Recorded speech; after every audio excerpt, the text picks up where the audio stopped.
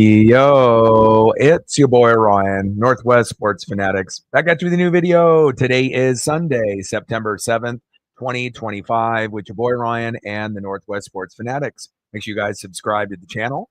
Smash that like button either now or on your way out. Donate to your boy if you can. Cash App $ORIONNWSF or the YouTube Super Chat right here. We got Sunday Night Football, Baltimore Ravens versus the Buffalo Bills. Kickoff is going to be here in just a few minutes. So let's cue up the music, take a look at the thumb, and let's get ready for some Sunday Night Football.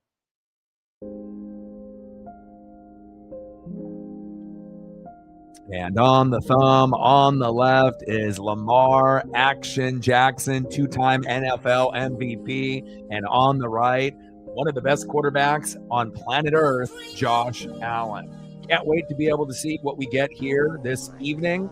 And again, it's been a wild couple days. Roku broadcasts reflect, through the Seattle Mariners, the all-time record for the Mariners for runs was 22. Luis Castillo played great, but so did a lot of the hitters as well. Cal Raleigh, Gino, Naylor, many others, hitting home runs. And to put up 18 runs was magnificent. And again, it was awesome to be able to see. And we'll definitely continue covering the M's. And it feels like they're back on track, obviously with back-to-back wins and winning the series against the Braves. My Bucs, Emeka Egbuka. Obviously I'm an Oregon Duck fan through and through, but I am so happy that we have a replacement for Mike Evans once Mike goes, and Jalen McMillan will be the new Chris Godwin, and Emeka Egbuka will be the new Mike Evans. But for the time being, I get Mike Evans and Egbuka together.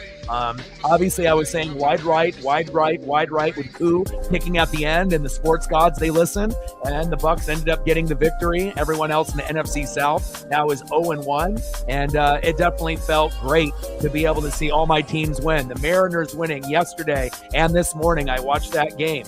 Watching, obviously, the Bucs get it done against the Falcons. Fantastic. And obviously the Oregon Ducks getting it done, as well as the Washington Huskies. I watched that game reflect. Jonah Coleman, 4 touchdowns in the first half, and I believe he ended with 5, and ended up having, 70 points. I think Washington is one of those sleeper teams, like we both agreed on, that will eventually get into the top 25. And honestly, it's going to be the team that I'm rooting for outside of Oregon to be able to climb the rankings. And so that way we have a couple Pacific Northwest teams that, can get it done. We obviously know the Beavers and the Cougs are not on the same level in the Pac-12. But again, I definitely think that the Huskies are the best team that nobody's really talking about.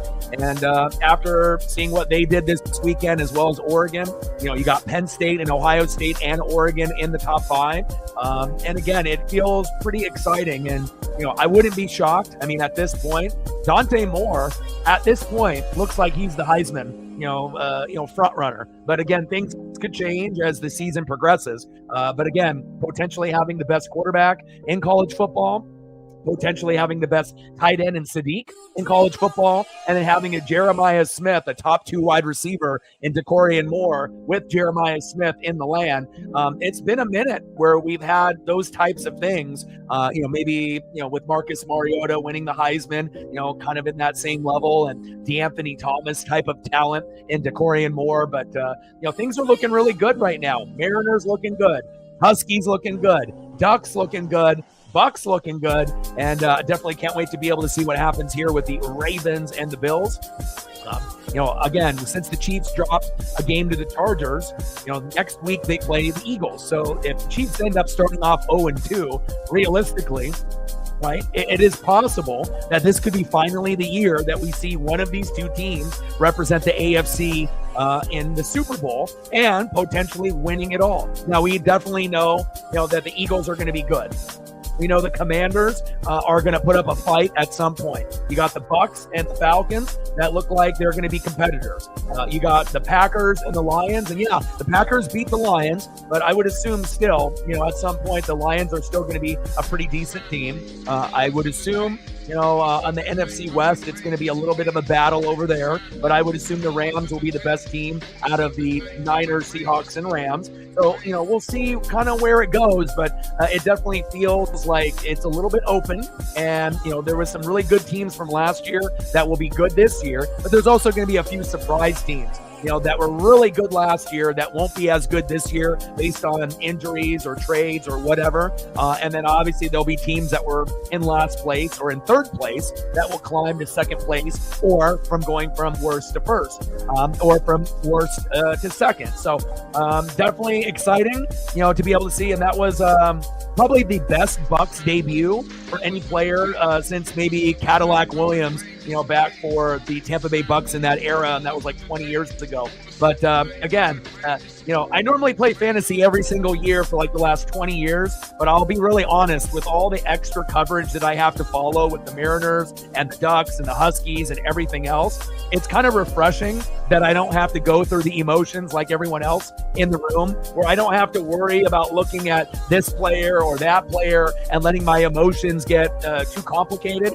I can actually sit back and watch all of my teams, and I can watch the Bucs beginning to end and not worry about any other player on any other team. And honestly, it's a little refreshing. And I definitely respect, everyone that plays fantasy football. It's one of my favorite things, in planet Earth to do. But I will say this, I have felt more re-energized and refreshed by not doing it and taking a year off. And we'll probably go and, do a fantasy league next year and whatnot. But, just to be able to focus on the Bucs and the Bucs alone, and then, keep tabs with the other games, but pretty much primarily keep my focus on my favorite teams. I haven't really been able to do that for the last few years just because of all the, fantasy implications and whatnot. And obviously fantasy takes a lot of time and a lot of energy, but Emeka Egbuka, that's the Mike Evans replacement. Jalen McMillan, when that neck gets right, that's the Chris Godwin replacement. Baker Mayfield is a fucking dog. We didn't have, Tristan Wirfs and Godwin and a few guys in that game. And Michael Penix Jr., let's give him a lot of love from the Huskies. People were thinking, I don't know if he's got it yet or not. After watching that, game number one, they easily could have won that game against the Buccaneers. And again, he looks amazing. If they would have started Michael Penix Jr. last year, who knows? Maybe they would have won the division or got a little bit closer. They did beat me twice last year, even though I won the NFC South 4 years in a row. We're going for the crown. We're going for the fifth time. But definitely like the Bucs' chances, to be able to make a deep run and compete with the Packers, the Eagles, the Commanders, the Lions, and the Rams, and any other team that wants to fight. And again, it's going to be a really fun year here in 2025. Let's go, baby. Captain in the building, what's good? Cody in the building, what's good? Reflect in the building, what's good? Daniel in the building, what's good? Sarah in the building, what's good? And I told you, Daniel Jones better than AR. AR was a mistake. And again, we're not saying Daniel Jones is going to be the long-term answer, but after seeing the difference on a guy that you hoped was going to be the man and a guy that was probably, thought of as just average, a guy that got ran out of New York, came into a new situation, and you guys look great. Again, sometimes, when other teams think a piece, might be garbage, like Aaron Rodgers, and then all of a sudden he goes to Pittsburgh. Did anyone really think Aaron Rodgers was going to go for 4 touchdowns and no picks? He hasn't played that well since he was in his prime for Green Bay. So again, sometimes, having a change of scenery can be good, for an athlete. And again, we had a lot of surprises, here in week 1. And again, this one's going to be a must-see TV game. I can't wait to see what we get here with the Ravens and the Bills. All day in the building. What's good? Yeah, and man, that Mariner game this morning too. Roku, obviously, if you had the MLB app, through T-Mobile, you could watch it that way. I tried downloading the Roku app. They said it would be easy to watch. It wasn't. I had to watch it through my, MLB, app service that I had through T-Mobile, where I get the games, and it was on there. But Mariners played so well. Castillo was great, but so was everyone else in the lineup. And again, it was one of the best games of the year. And definitely, I can't wait to be able to see what the Mariners do against Sarah's Cardinals starting on Monday. And even though we have the Vikings and Bears on Monday night, we will be doing the Mariners and the Cardinals instead. And we'll pick and choose, based on the matchups. But, Mariners are still going to be priority until the season is over. Down the sideline, great return there by the Bills. Wow. Here we go.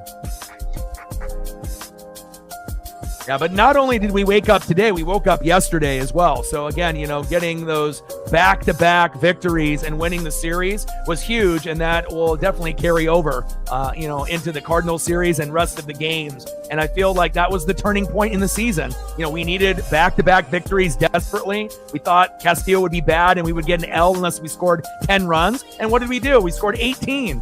The record for the Mariners was 22. So things are looking pretty good here, obviously, in the Pacific Northwest. First down and 10, and a little check down there. And they're already getting chippy out there. Josh Allen to Dawson Knox. Kyle Hamilton with the tackle there.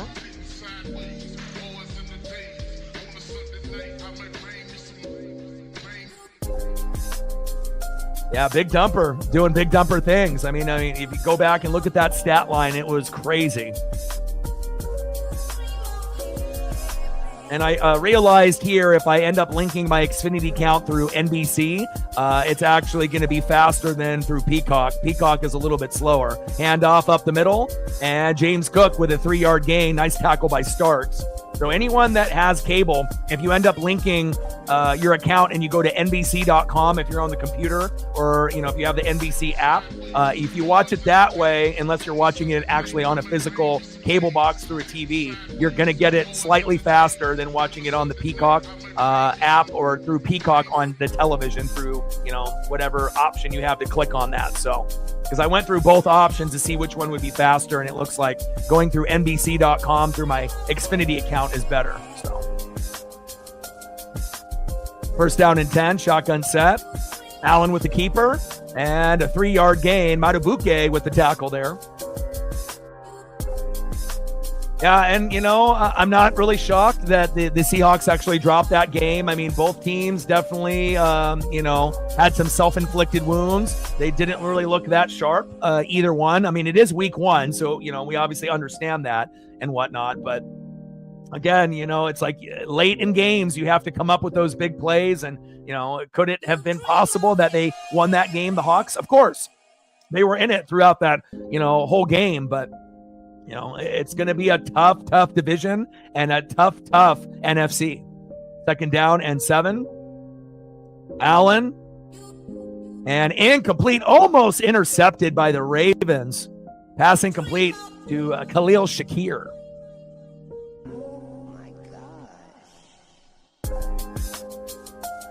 Yeah, I do think Cal has a very good chance to get to 60 because I think he'll hit at least one more multi-homer game before the season ends, maybe even 2.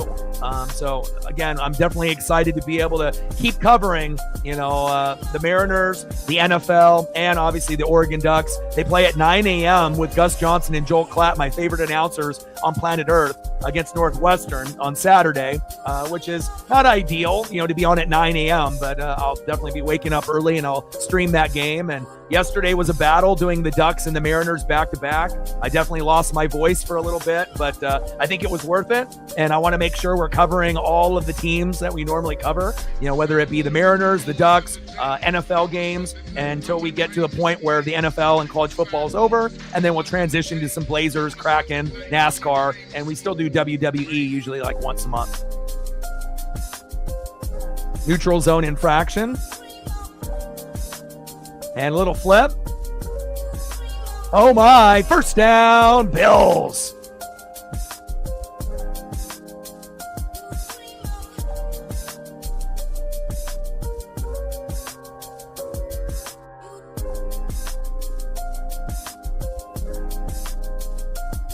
Big hit there on the sideline. And again, these teams are so evenly matched. Again, I wouldn't really be shocked if either one ends up representing the AFC this year. I'm not saying that the Chiefs' time is completely over, but they do play the Eagles next week. And if they go 0-2, again, the age of Kelsey and Mahomes and you got Reed and Spags and Chris Jones, and it kind of felt like they got a little exposed by the Chargers, in Brazil. And I don't think anyone really fears the Chiefs anymore. I feel like they went through their prime period, like we saw with the Patriots. And I'm not saying that they're not going to be competitors anymore, but I don't think anybody fears them anymore. And I think the AFC is up for the taking. And I wouldn't be shocked if we have the Bills or the Ravens in the Super Bowl this year. It would not surprise me one bit. Allen short pass to Davis there, lost for a yard. Second down and 11. Shotgun set for Allen. Pressure up the middle. Touchdown, Bills! Dalton Kincaid. Ooh, baby. That was pretty. Oh, my. And again, if you are wanting to be able to watch something that's a little bit faster on the feed, go through the NBC. If you have a cable or satellite provider, go through your NBC account instead of Peacock. Peacock is going to be quite a bit slower than going through your cable account if you have one. But it shows you, even though Daniel Jones is a name that's considered, normally an average quarterback, it's just the simple fact that AR can't throw.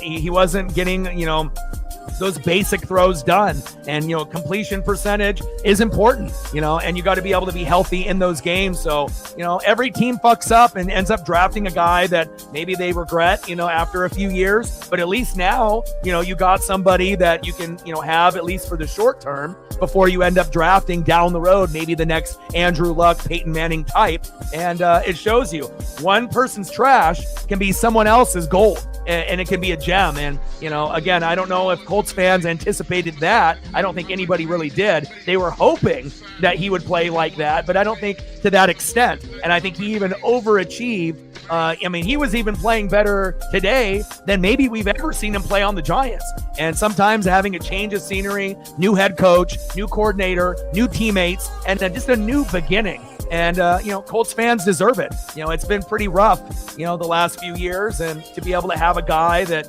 maybe is considered, not the greatest quarterback. Well, again, you never know what you're going to get. Aaron Rodgers, 4 touchdowns, no picks. I don't think anyone saw that coming today either. So extra point up and good, 7-0 Buffalo.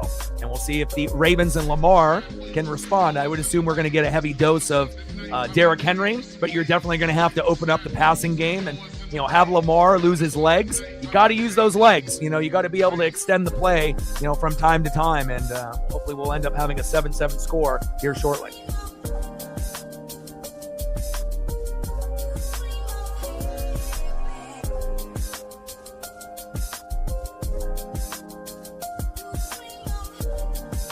But a lot of, surprises. But also, there's also some pretty good, football overall where maybe you weren't really that surprised. Cardinals 20, Saints 13. Saints are, going to be looking for the first pick in the draft. Colts 33, Dolphins 8. The Colts played better than anyone anticipated. The Dolphins played much, much worse. Raiders 20, Patriots 13. Kind of what you expected. I saw Geno's first touchdown pass. Looks pretty fluid. Steelers and Jets, their defenses aren't really existent, but it definitely was a back-and-forth game.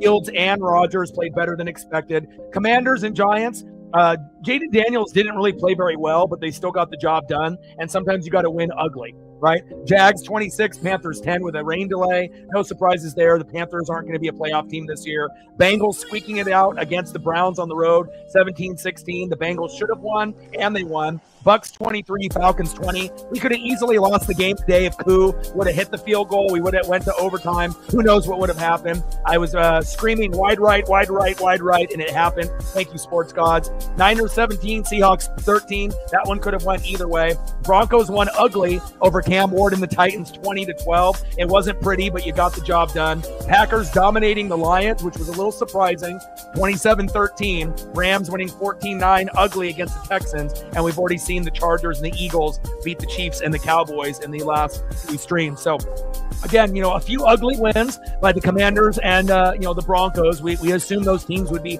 good this year. And again, sometimes you end up being a little bit rusty as the Bills pick off.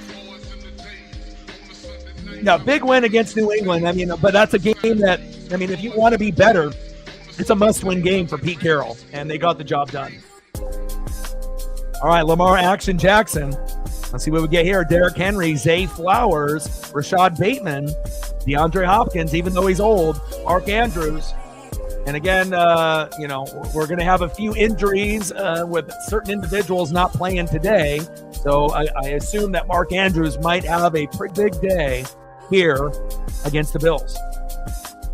And handoff to Derrick Henry, rumbling and bumbling, and that looks like about 6 yards. Tackled there by Matt Milano. Second down and 4 at the Baltimore 37. How did everybody do in fantasy that's playing this year? Did you guys do well? Are you projected to win in your guys' first week? Or did you guys have some players on the bench that you should have played, like Javonte Williams? Did anybody have him and have him on the bench and started screaming and pumping your fist when you saw that he scored twice? I imagine there's quite a few people that had that situation happen. And if you don't have Emeka Egbuka, shame on you. He's going to be one of the best wide receivers in the game, and Baker is definitely going to be looking his way, even with Mike Evans and Godwin in the lineup. And that might have been one of the steals in the draft in 2025. Definitely fits our team with Baker perfectly. Third down and 3. And they need to pound this rock here, or either run it with Lamar. Shotgun set, Lamar, little check down. And, big hit on the sideline. And Justice Hill getting the first down by inches. Wow. First down, Ravens.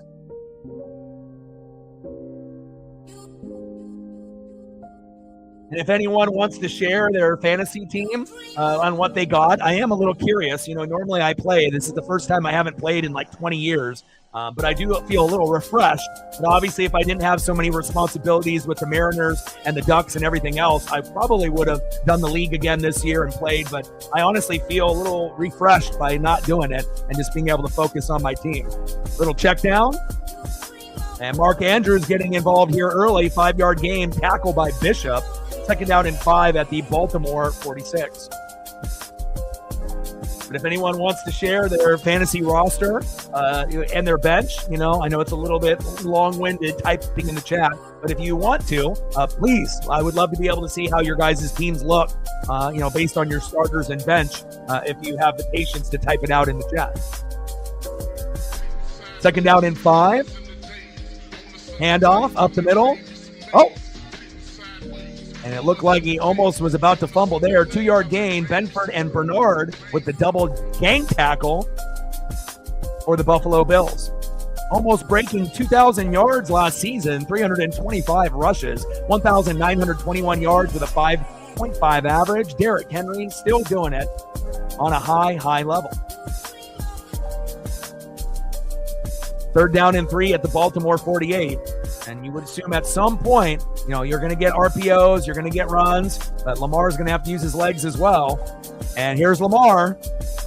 And again, probably the hardest player to tackle in the open field in the NFL. First down, Ravens. 11-yard gain, tackle by Strong. But, he is so shifty. I don't know if we've ever seen someone as shifty as him. We've had guys like Colin Kaepernick and RG3, that have the ability to run. Lamar is an underrated passer. But again, the strongest part of Lamar's game is his legs, to me, because it's the one thing that nobody can really stop. And again, people were questioning, can you throw? Can you be accurate? Can you be a pocket quarterback? He has proven that he can, but again, for the Baltimore Ravens to get the most out of him, play action, little check down, you're going to have to decide, when it is appropriate to run and when it is appropriate to stay in the pocket. First down, Ravens.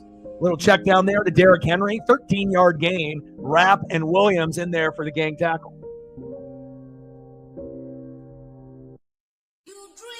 Neighbors, Drake London, McMillan, Yeah, and Drake ended up getting injured a little bit, and he wasn't really getting the targets there.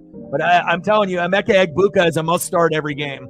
Based on watching the targets and the way that he plays, and even with Baker Mayfield and a lot of the guys, Mike Evans, handoff up the middle. But they said it's the first rookie that they have ever experienced, that knows every position of a wide receiver, every route, and not just his own. And, again, they all feel that he's already like a 5-year vet. And again, for Baker and Evans and the coaching staff to say that, about a rookie, that definitely tells you that Emeka Egbuka is the real deal. And, when Mike Evans and Chris Godwin are retired and off the team, Baker will still have Jalen McMillan, who will be the new Chris Godwin. And hopefully that neck will get healthy and Emeka can be Mike Evans. I'm not saying Emeka will be better than Mike Evans or be a Hall of Famer, but if Emeka keeps playing like he played in game 1, he's going to have a great fucking career.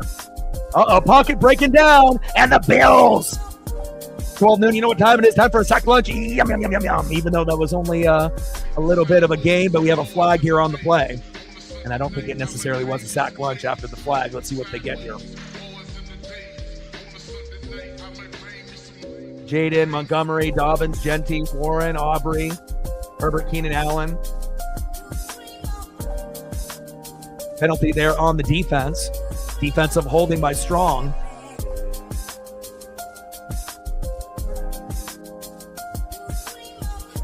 Lamar, K9, Travion, Drake, Malik, Kittle, Tat, Tracy Jr., Egbuka. Yeah, Egbuka is going to be, and again, it's not like he's going to score, 2 touchdowns every game. There'll be games that he doesn't score, but even on the games that he doesn't score, he should be able to put up 50 to 80 yards in almost every game based on, what I've been seeing, at this point. And obviously it'll be interesting to see what happens when Godwin comes back, and McMillan for that matter. Lamar scrambling to the outside, good pressure by the Bills, and in the back of the end zone is incomplete. Intended receiver Zay Flowers in that back of the end zone. What a strong arm by Lamar. Even with pressure in his face, still can throw a dime, 35, 40 yards downfield. Yeah, I mean, it definitely could come down to whoever has the ball last, could win the game. You would assume defenses are going to step up at some point, even though it's almost impossible to stop Lamar and Josh Allen on a regular basis. But again, it may come down to who has the costly interception or fumble. That could be the difference in this game also, besides maybe whoever has the ball at the end. Lamar, hands off, and hit him with the skirt. And a little short gain there by Zay Flowers, 7-yard gain, try to put everyone on their heels. Nice job there, Bishop with the tackle. Got a chance to be able to see my good friend Jake from Texas, who came into town with his son and wife. Got a chance to be able to hang out with him for a little bit earlier today, and it's always great when you can see one of your best friends that you haven't seen in 5 years, come through, and hopefully I'll be able to see him again. A little bit shorter of a period of time, maybe in a year or two, But anytime you have a friend that you haven't seen in 4 or 5 years, man, it's definitely a reunion. Flag, and we got a false start there. Rosengarten, 5-yard penalty, bring him back. And Rosengarten's got to have more discipline there. 7-0 Buffalo. And, again, field goals aren't going to cut it. When you're going against the Buffalo Bills and when you're going against the Baltimore Ravens, you need fucking touchdowns, right? I mean, you'll take the field goals if they're there. But again, with these type of games, you need tutties, right? And you need a lot of them. 3rd down and 8 on the Buffalo 19. And again, if this was me, I would be looking at Mark Andrews. Let's see if they go to him. Shotgun set, Lamar, pressure up the middle. Lamar dancing, romancing, and it's 12 noon. You know what time it is? Time for a sack lunch. Yum, yum, yum, yum, yum, yum, yum.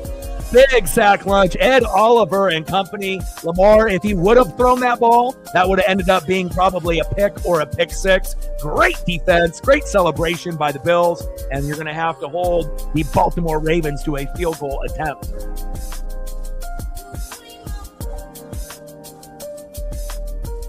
Josh Allen running for 33.5. I mean, it just depends. Obviously these teams are going to be blitzing pretty often off the edge and up the middle. There are going to be some design runs, but not a lot for Josh Allen, more for Lamar. And again, Josh does have the ability to run away from the defense, but I don't know about 33 and a half. That's quite a bit. Field goal attempt is up.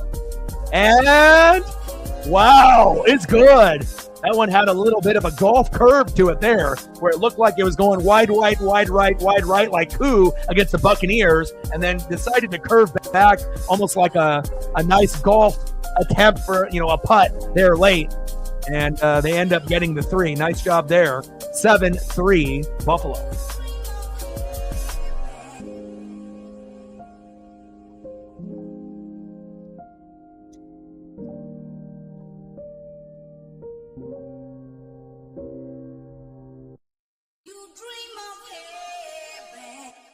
Yeah, no spam in the chat, my guy.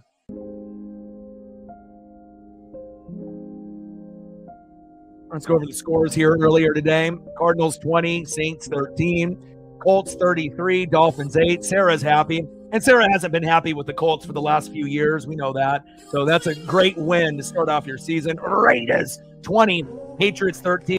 Shout out to Pete Carroll and Geno Smith. People thinking they can't get it done. They're going to be a little bit better than people think this year, just like the Chargers with Harbaugh and Herbert this year as well. Steelers 34, Jets 32. They don't really got a whole lot of defense, but it definitely was a fun game to watch. Commanders 21, Giants 6. Jaden Daniels didn't look great, but he'll get better as the season goes on, and they should be a contender in the NFC like they were last year. I'm not sure if you're going to have a sophomore slump like C.J. Stroud did. I imagine you'll get a little bit of that since we have a year of tape on Jaden Daniels, but he's so athletic, you would assume that they're still going to be a pretty competitive team. It's not like they're going to go from, NFC championship game to only winning a couple games. I mean, is it possible that they underachieve and they don't make the playoffs this year? Of course, but I'm kind of hoping that they do. Jaguars 26, Panthers 10. Bengals 17, Browns 16 in kind of an ugly game. Bucs 23, Falcons 20. Definitely one of the more entertaining games this weekend if you had a chance to take a peek at it. Definitely could have went either way. I was really proud of Michael Penix Jr. on his first start. They definitely could have been late. Koo missed a field goal at the buzzer, wide right, and we ended up winning, thank God. Niners 17, Seahawks 13. In a tough battle in NFC West foes. Broncos 20, Titans 12 in an ugly game. The Bo Nix gets it done. Packers 27, Lions 13 was a very impressive win. Micah Parsons looks great on that team. And again, the Packers could, end up making a deep run this year, and they could overtake the Lions possibly, in the NFC North. I wouldn't really be too shocked there. Rams 14, Texans 9. Sloppy game for the Rams. They should have won by more, but again, sometimes in week one, you're going to be a little ugly. Eagles 24, Cowboys 20 on Thursday night in the game that we did. And then the Chargers upsetting the Chiefs 27-21 in Brazil on Friday. I thought the Jags looked pretty good. I didn't watch the whole game, but I got a chance to kind of peek in here and there. Again, it's still going to be, kind of a game in, game out. You're going to have to go kind of through the motions. And obviously we'll have to wait and see how, the AFC South pans out. But the division is definitely up for grabs.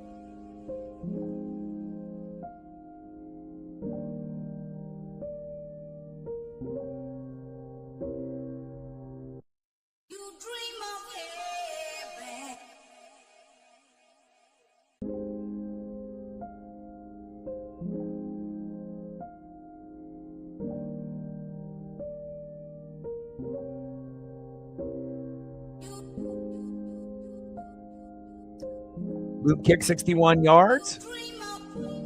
Ty Johnson to the Buffalo 35, and now we have first down and 10 for Josh Allen. Under center, Allen, hands off.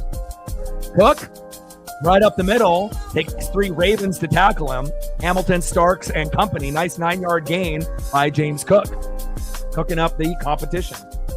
But it definitely looks like the division should probably come down to the Colts, the Jags, and we'll see if the Texans can respond after a week 1 loss. But we'll see where it goes. I mean, obviously the Texans only scoring 9 is not ideal when you have C.J. Stroud. So.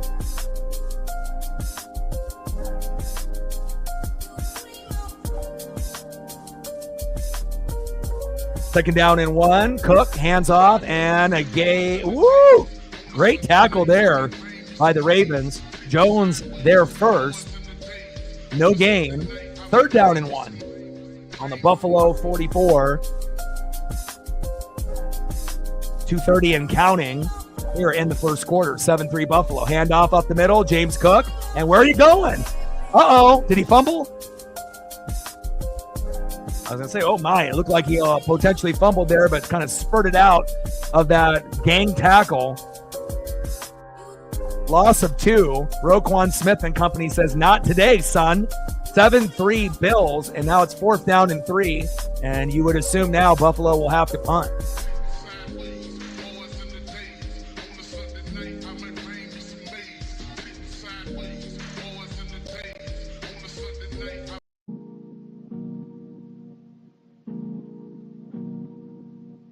Buffalo with the punt. Ooh. Oh, did it touch him? Oh my, did it touch him? I need to see a replay right there. Everything happened so quick. Baltimore looking a little shaky here early. You know, they need to be going to Derrick Henry more, right? And they need to use Lamar with his legs, and you need to get Mark Andrews involved. Ooh, it hit his knee. Oh, it hit his knee. Hit the knee, and then it bounced off a Raven player. First a Bill player, Franklin, then the knee of the Raven player.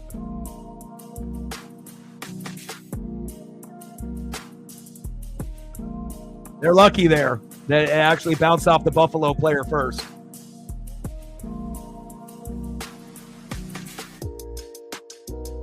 Keon Martin can take a sigh of relief.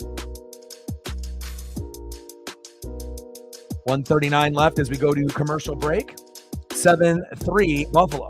And again, you know, regardless if you're an AFC fan, you know, or not, these are two of the funnest teams to watch, you know, overall in football. So it's kind of awesome that we end up getting this, you know, prime matchup in week number 1 here. Ronald getting us started. Appreciate you. Every dollar counts. And let them know, hit that like button. We're going to try to get to 100 likes, 100 on the Dono train, and 5 to 15 new subs. Stacks, Rex with the little Cactus Jack. Bang, bang. We're at 1 on the Dono train. And I appreciate you. 99 to go.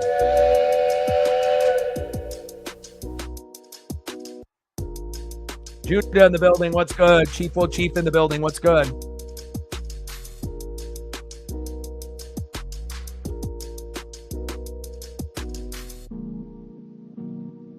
Reflex getting in on the action as well. Appreciate you. Every dollar counts. It all adds up in the end. Stacks, Rax with a little Cactus Jack. Reflex getting on that Dono train. Huskies looking good. Jonah Coleman, 5 tutties, 4 in the first half. Scoring 70 points. The Huskies and Ducks looking good. Chief Will Chief says, hey, I want to be a part of this. $10 holla. Appreciate you, man. Stacks. Rex with a little Cactus Jack. Bang, bang. Thank you so much for your love and support to the channel. And Chief Will Chief is on that Dono train. He is the conductor. $10 holla. Thank you so much for your support. And I know it was probably a little shocking, you know, losing to the Chargers. You know, you guys have beaten them like 7 out of the last 8 times. Obviously, neutral turf in Brazil. But again, I think most Chief fans are smart enough to know that Mahomes and Kelsey and Chris Jones are not getting any younger. You still got Andy Reid and Spags. You had some injuries, you know, when Kelsey ended up running into Xavier Worthy, which wasn't ideal. And again, Justin Herbert, you know, with Omari and Hampton and some of these new weapons, you know, it's not going to be a cakewalk in the AFC West anymore. The Broncos are better. The Chargers are better. The Raiders are better. And then you have to worry about all the other teams like the Ravens and the Bills and all of the others that are contending to be able to be the AFC champion. This is probably going to be the hardest run for the Chiefs. And you got the Eagles next week. So if you go 0-2, the season isn't over, but it definitely is a wake-up call where if it does happen and you do lose to the Eagles, you got to get back, you know, on track quickly as Henry rumbling and a bumbling. First down, Ravens. And it's almost like a must-win game next week against the Eagles. But again, the Eagles at this point might be the hardest team to beat in the NFL after coming off the championship against your Chiefs. But, you know, hopefully you guys will be able to turn it around. But again, you guys have had an amazing run. You know, runs don't last forever. You know, the Patriots were lucky enough to have it for, you know, about 20 years, which is not common. And the Chiefs have been able to have it for, you know, about half of that time. And we'll definitely see and monitor on how that goes. Shotgun set. Play action fake. Lamar Sidearm throw. He got it, baby. There we go. Don't fumble it. First down, Ravens. There you go. Nice job by Zay Flowers after Derrick Henry, getting a nice game there. And again, a lot of Zay, a lot of Derrick Henry. You want to make sure you're using Lamar with his legs. And don't forget about Mark Andrews, right? Backup tight end, obviously, is injured and not playing today. So you want to make sure if you have injuries like that you're going to be able to take advantage.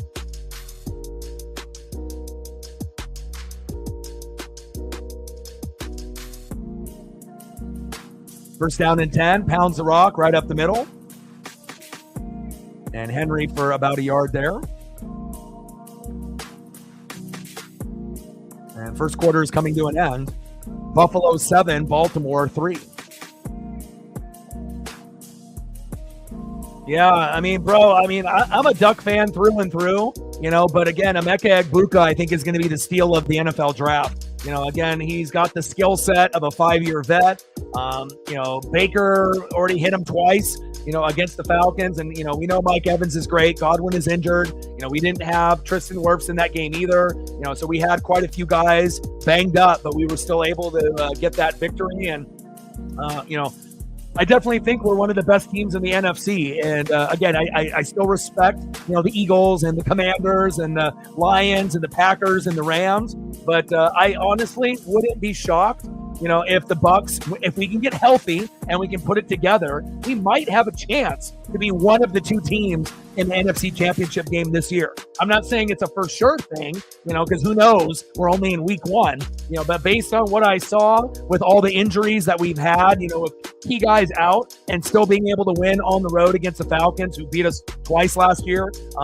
Every team in the NFC South now is 0-1 except for us. And, I feel like more than likely, Rams, Eagles, Bucs, and then Packers or Lions, for the North. And then obviously you got Ravens, the Bills.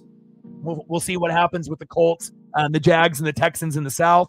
And then, again, I think the AFC West with the Chiefs and the Chargers and the Raiders and the Broncos, that one is probably the most interesting division because, the Chiefs have been at the top spot for all these years. But now the other 3 teams have, started to catch up. They're not maybe caught up fully, but again, some of these teams, are getting quite a bit better. And, is this the year that the Chiefs don't win the division? And, it's still possible, like if they get second in the division and they make a wild card, that could still happen, but it's definitely a very interesting transition in 2025.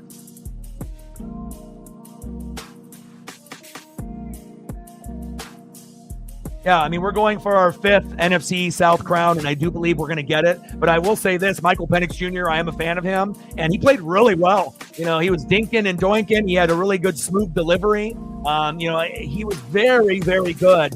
And it seemed like he was very comfortable in that offense. And honestly, if they would have started him over Kirk Cousins last year, maybe they would have been able to squeak out a couple more wins and whatnot. But I'm really happy about Baker. I love me Bucky Irving. I love me some Mike Evans and Emeka Egbuka, and all the other, individual pieces we got. Levante David is a Hall of Famer. Antoine Winfield Jr. is a G. And we will get Tristan Wirfs back, as well as Chris Godwin in the near future. And once we are full strength, I think we can match up with pretty much anybody in the NFC.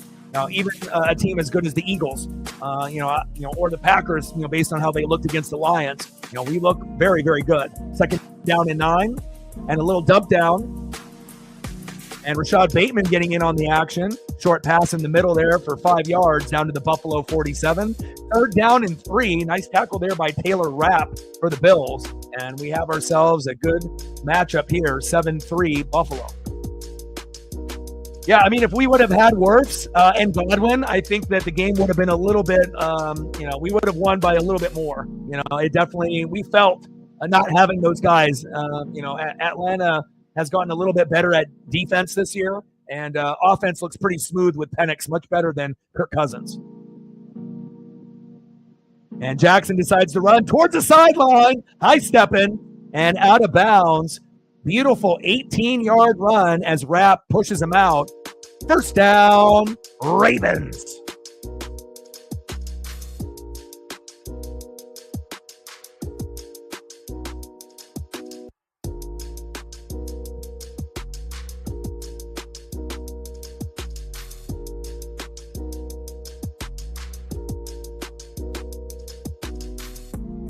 Exactly. You're right on top of it. You're right on it. And honestly, it's going to make football funner, when the whole division is like pretty close. I know for you. Oh, breaking the tackle, touchdown, Derrick Henry. Beautiful. He says, you get a stiff arm. You get a stiff arm. You get one. Rumbling and a bumbling, Derrick Henry. And that is automatic. Derrick Henry scoring once or twice. And there's the first one in the first half. And now they get on the board and take the lead. 30-yard touchdown. That's some good fantasy points if you got King Henry in the building. And let's see if they can make the extra point here. Chase McLaughlin missed the extra point, in my game late, which made me angry. But luckily, Koo missed the field goal wide right, and we ended up winning anyways. But, it's brutal when you end up making a big touchdown and then you can't get that extra point late. Pick is up, and this extra point is good. 10-7 Ravens. He is the king. And again, these teams have such good weapons on offense. It wouldn't be shocking if either one represented the AFC for the Super Bowl this year.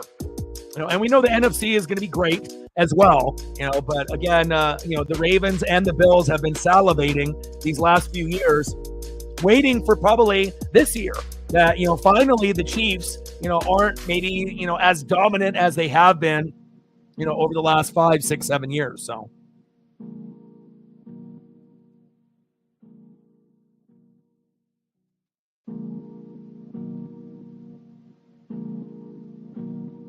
We'll be doing Mariners and Cardinals tomorrow, even though we do have the Bears and Vikings. Obviously, we'll be tuning in, once that game starts before the Mariner game. Mariner game starts about an hour and a half after. So it'll probably be halftime between the Bears and Vikings. So I'll do split coverage on both, but we'll do the Mariner game and we'll focus on them.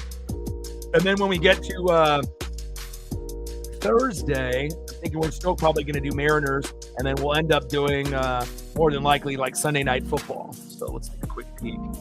I was peeking ahead at the schedule, but we got Vikings Bears. We'll do Mariner game tomorrow, and then you got Commanders and Packers on Thursday, but we'll end up doing Mariners instead, I think, on that particular matchup.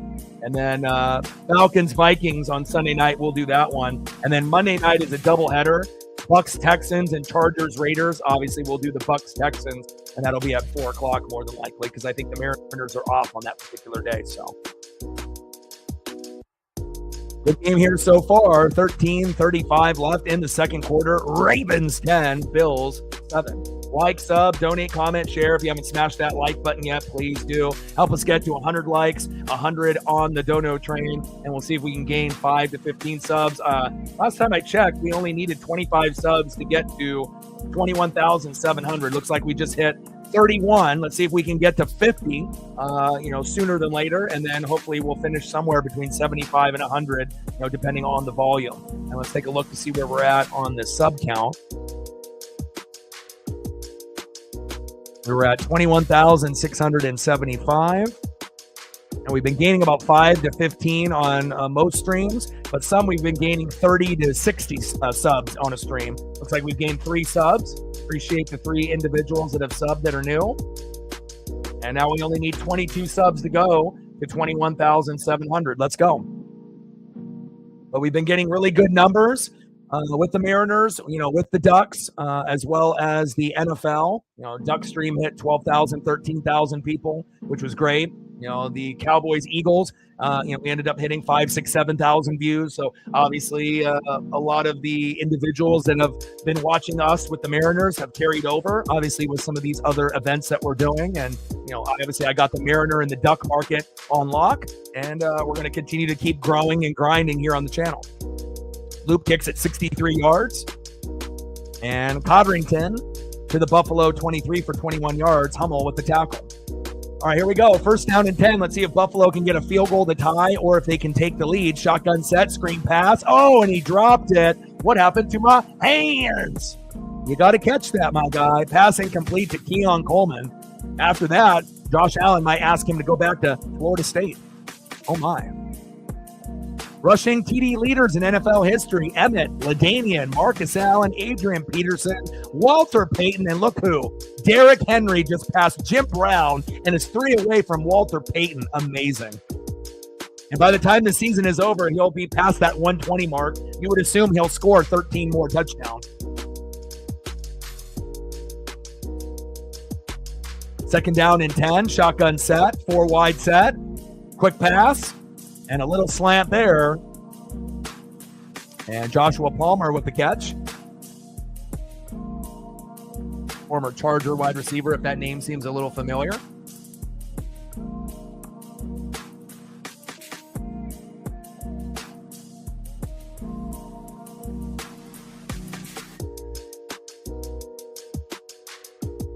I love a lot of these players on both of these teams. I mean, they're very likable. I mean, obviously, if you're an AFC fan and your team has to go against these two teams, there might be a little bitterness there. But, I mean, when you're not playing them and you're just watching from afar, lots of talent here. Little screen pass. Oh, ball comes loose.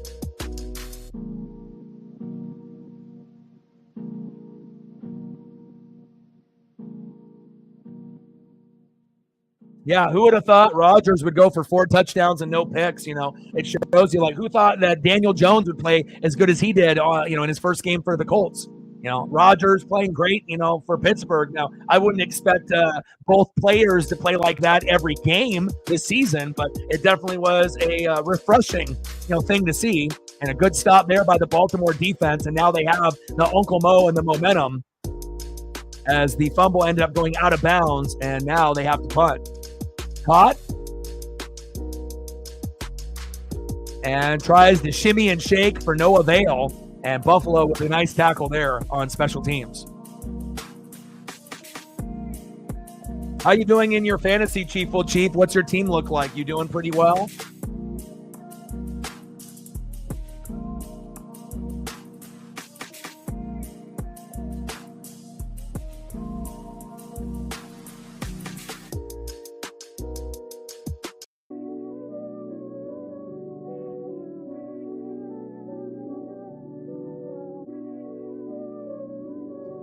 God, I am so happy that we are into the college football NFL season. I know baseball is starting to wind down. WWE has been fantastic lately for the last year or two. There's just so many amazing things to be able to keep up with at this point. And then obviously in a few months, we'll have a little NBA and NHL as we transition, obviously, towards the end of football. But I'm really loving what we're getting out of college football and the NFL here early in the seasons. Super exciting. Pressure up the middle, and Lamar with a nice pass there. Bateman, 5-yard gain, great hands. Ooh, and Bedford with a little uppercut, and that's a flag. What was he thinking? You've definitely seen some dirty play in college football and NFL also. People with open hand slaps, punches, ripping helmets off. It's almost like I'm playing NFL Blitz, on the 64 of the PlayStation. Definitely getting chippy out there. Second down and 5 at the Baltimore 36. Shotgun set for Lamar. Handoff to Henry. Gosh, he is amazing. Look at him hit that hole. The 40, the 30, the 20. Gosh, he's amazing. Because the thing is as soon as he gets the ball and hits the hole, it looks like he's only going to get 5 yards. And then all of a sudden, he turns that speed into that next gear, like Barry Sanders used to. And just when you think you got him, nope. And then all of a sudden, he stiff arms you, makes a little subtle juke, and then he's gone. He just has so much upper body strength. And then he follows his blockers beautifully. And a hip tackle is not going to get the job done, Buffalo. Little hip tackle there by 9 ain't going to get it done. And again, Derrick Henry rumbling and a bumbling, and they're looking for a victory in their first game of the year against the Buffalo Bills. Beautiful. Shotgun set, handoff up the middle. And Ali, we ain't talking Muhammad. Milano with the tackle, 5-yard gain for Ali. Second down and 5 at the Buffalo 11, and it feels like it might be Mark Andrews touchdown time here shortly. I mean, they can keep going to Derrick Henry all they want. Lamar could also throw it and zip it in there to Zay or Bateman, but this would be, you're getting to the point where you're getting pretty close for Mark Andrews territory. 2nd down and 5, but maybe after a 1st down is maybe where they'll be looking. Handoff, no, keeper by Lamar. Touchdown, Ravens! And he uses his legs beautifully. And just like that, 16-7 Buffalo. The Bills are in trouble.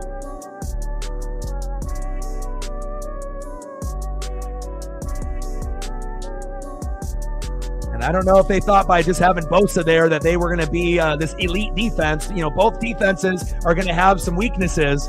But again, Lamar, the hardest player to tackle in the open field. And when you have someone as good as Derrick Henry and all the attention and eyeballs are on him, that's the perfect time for Lamar to take it himself with a little RPO. Goodbye, good night. Extra point is up and good. 17-7 Ravens.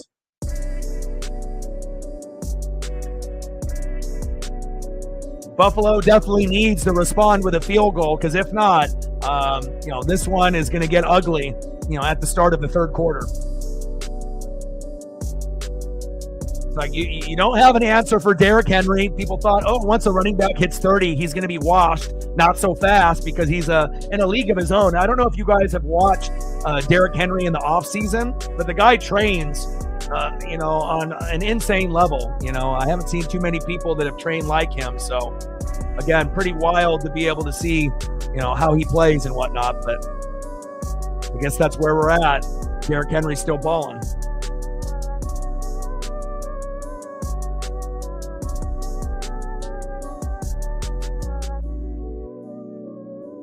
Loop with the extra point. They don't got to worry about any Justin Tucker controversy anymore.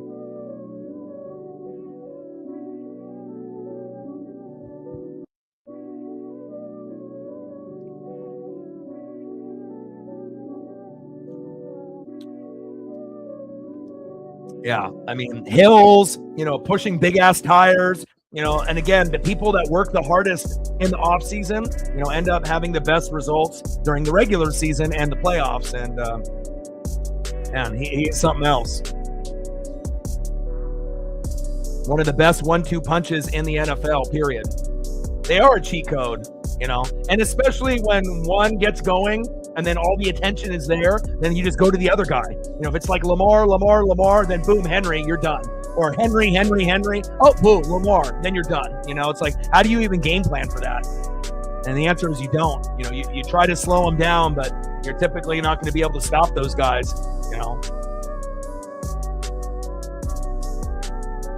17-7 Ravens. Hybrid is hyped.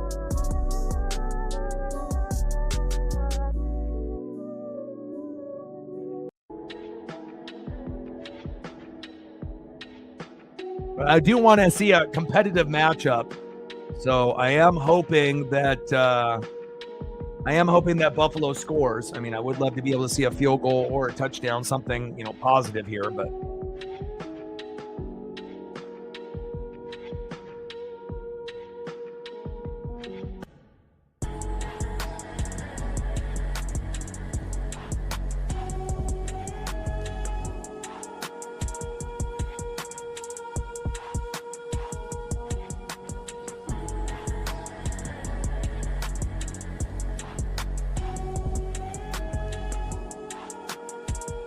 Look at the time of possession. So lopsided. 13 minutes to 7 minutes. That ain't going to get the job done. Yeah. But also, Tennessee with the Tannehill, A.J. Brown. I mean, once A.J. Brown, left and then Derrick Henry, it was already game over for that organization. And Loop kicks it, 64 yards. Codrington pushed out there at the Buffalo 30. Tampa with the tackle. All right, Josh, if you're supposed to be the Super Bowl, one of the Super Bowl favorites, and you're supposed to be the MVP favorite coming into the season, you're not looking like it here at home early on against maybe the guy that might end up winning MVP for the 3rd time and maybe overtaking the spot. You've already had a problem beating the Chiefs and maybe are, under analyzing the fact that, hey, it may not be the Chiefs and some of the others, but you might have to be looking straight ahead at the Ravens as a team that might be your biggest competition. Ty Johnson, right end for 7 yards. Hamilton and Matabuke with the tackle. Second down and 3 at the Buffalo 37. Yeah, but he doesn't have a whole lot to work with. He's a rookie, but again, there's not very many people that, could even, you could put Josh Allen or Lamar on the Titans and they probably wouldn't be that good. Again, there's not a whole lot to work with there. And Elijah Moore squirting out on that right-hand side for 8 yards. Robinson with the tackle. First down, Buffalo. Yeah, well, if Koo could make his kicks, then, they would have went to overtime and won. I mean, we ended up having an extra point, by McLaughlin that was missed. And, we should have been up by 4 late, but we're only up by 3. But, we got the job done. Emeka Egbuka is the next superstar wide receiver. Best debut for a Buccaneer, on offense ever. Shotgun set, Allen with a man in motion. Little check down. Look at that defense by the Ravens. All up in Josh Allen's grill. Beautiful. Yeah, but shoulda, coulda, woulda, Nicholas. It doesn't matter. At the end of the day, we won. And we're 1-0, and every other team in the NFC South is 0-1. And we're going for the NFC South crown 5 years in a row. And guess what? We're going to get it. We won with no Tristan Wirfs and no Chris Godwin, with many, many others on the shelf as well. So, I mean, if we were full strength, we would have won by more. Second down and 10 at the Buffalo 45. 10 first downs for Baltimore, 4 for Buffalo. Allen, check down. And that's not going to get the job done. Short right to James Cook for no gain. And Baltimore's defense has got Allen in a frenzy.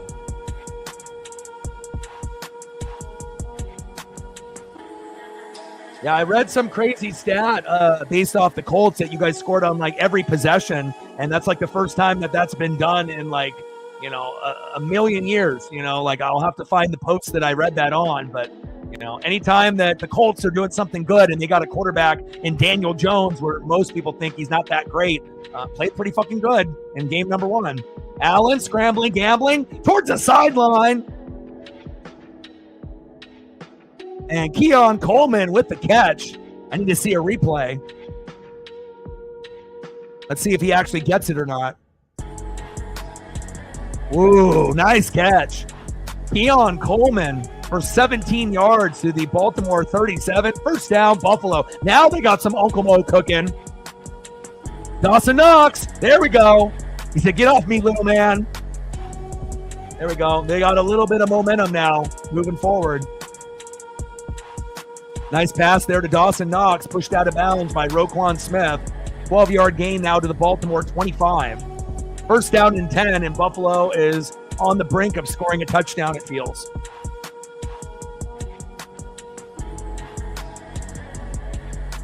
I actually like the white jerseys better, that they're going to be wearing this year against the Seahawks rather than the orange cream.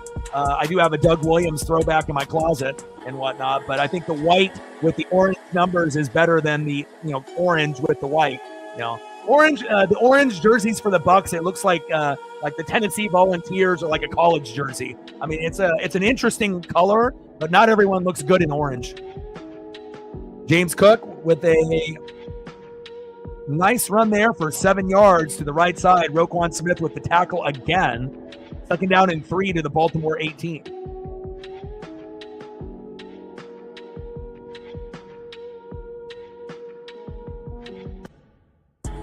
Yeah, Jacoby wanted a trade, but they said no. But I definitely think that it'll be interesting to see how they develop over there too with Pete. Handoff up the middle. And that's a no gain. Robinson and Simpson said not today. James Cook, and we know how good James Cook has been, within the last few years. And that was really the one thing that was holding them back from beating the Chiefs, of actually having a guy that was a top 5, top 10 running back to take the pressure off Josh Allen. And again, offensive line and defense could be better. You could say that for a lot of teams, but the athleticism and the football IQ of Josh Allen obviously will keep you in almost any game, even when you're down by 10 to the Ravens. But they definitely need, a touchdown here. Shakir, first down, Bills. There we go. I like that play call.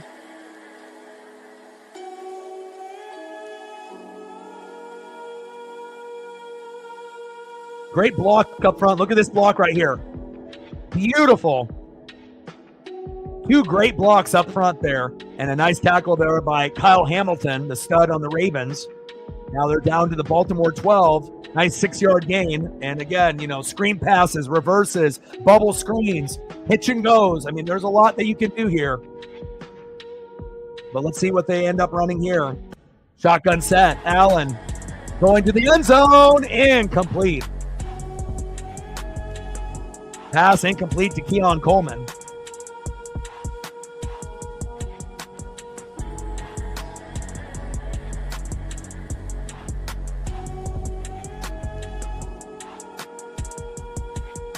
I mean, even before we won these last 2 games, today and yesterday, I still thought we would make the playoffs, the Mariners. And obviously winning these 2 games was the springboard wins that we needed as we come back home to T-Mobile. And again, the additions of Rivas and Robles are huge. And hell, even Mitch Garver got a triple today, first triple since 2019, and that set the tone with all of those runs that we scored, 18. But yeah, I think that we turned the corner now, and I think that we're going to end up going on a nice little win streak. We may not overtake the Astros, but I think that we will be very good the rest of the way. Cook, 2-yard gain. Buchanan and Smith with the tackle. Roquan Smith is on almost every fucking play here. 17-7 Ravens, 3rd down and 8 on the Baltimore 10. And, a field goal is fine, but you got to think Ravens are, putting the pressure on, and, you don't want to be down 24-10 at half. Man in motion, shotgun set. Allen, looking, check down, stiff arm, and pushed out of bounds. And Khalil Shakir for a 3-yard gain. Starks with the tackle. And now it's 4th down and 5. And again, now the field goal unit, will come out. And I guess we're going to be looking at a 17-10 score momentarily. Can't afford to go for it on 4th and 5 at the 7. I mean, I don't care who you have. Can't afford to do it.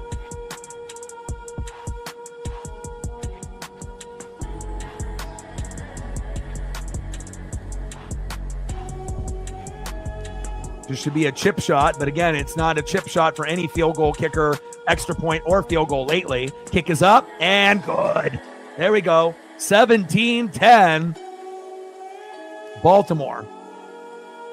And obviously a little disappointed when you only get 3 instead of getting 6, but again, you got to credit that Baltimore defense for tightening up there late. And I feel like the play calling for Buffalo has been a little stale compared to Baltimore. Baltimore's weapons are better than Buffalo's. And no disrespect to, Keon Coleman and Shakir, but really the only guy that is on the Josh Allen level is James Cook. They don't really have anybody else that's like a game breaker. They have guys that Josh Allen can make look good, but if I had to look at the offensive weapons, on the Ravens or the Bills, it's no question the Ravens are the better, team. I feel not only offensively, but defensively. I think that Josh Allen is a very likable guy. He's a guy that will always be, in the MVP race, but I feel like with Lamar, he's a little bit more dangerous because he can use his legs and he's got better weapons. He's got a better running back in Derrick Henry, even though James Cook is very good. You got better weapons to be able to throw to. I feel like the blocking up front is a little bit better. And I feel like the defense for the Ravens is a little bit better than Buffalo's as well. So, we'll see if Buffalo can end up making, the proper adjustments. But at some point, Buffalo is going to have to exploit the secondary, and you're going to have Josh Allen go deep for like a 40 or 50-yard pass. And at some point, if you can get a big, long tutty to kind of get back into the game, you might have to, implement something like that in the playbook in the second half, because by dinking and doinking, you're not going to beat the Ravens that way. I mean, I know you're at home and Josh Allen is the man, but it definitely feels like the Ravens are the better team on almost every category as you're kind of going down the boxes and checking them off. So.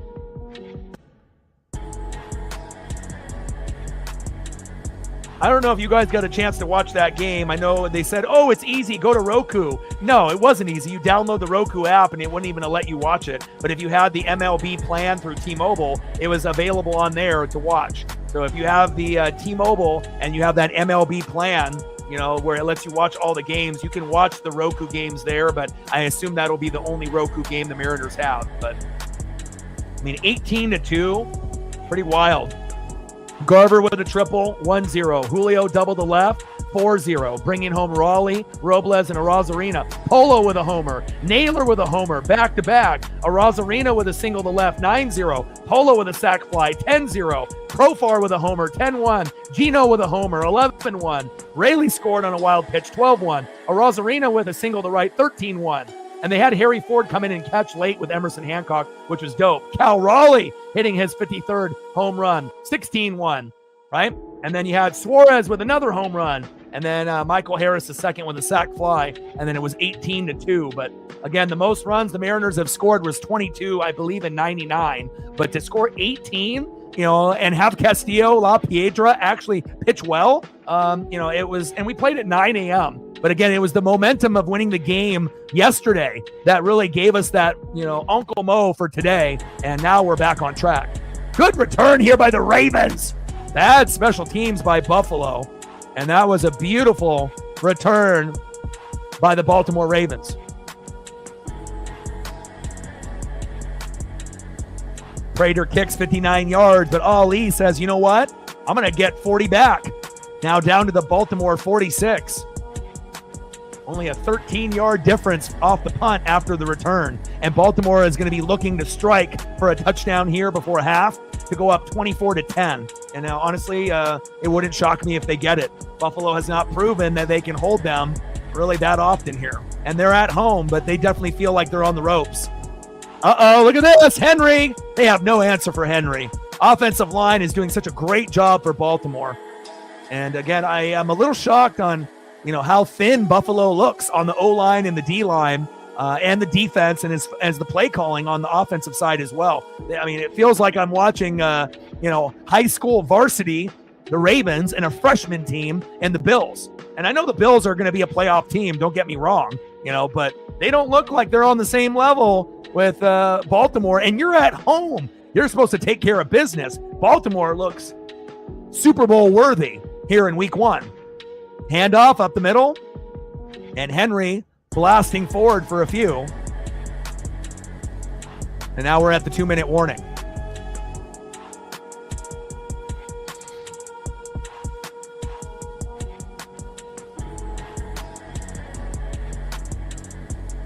Yeah.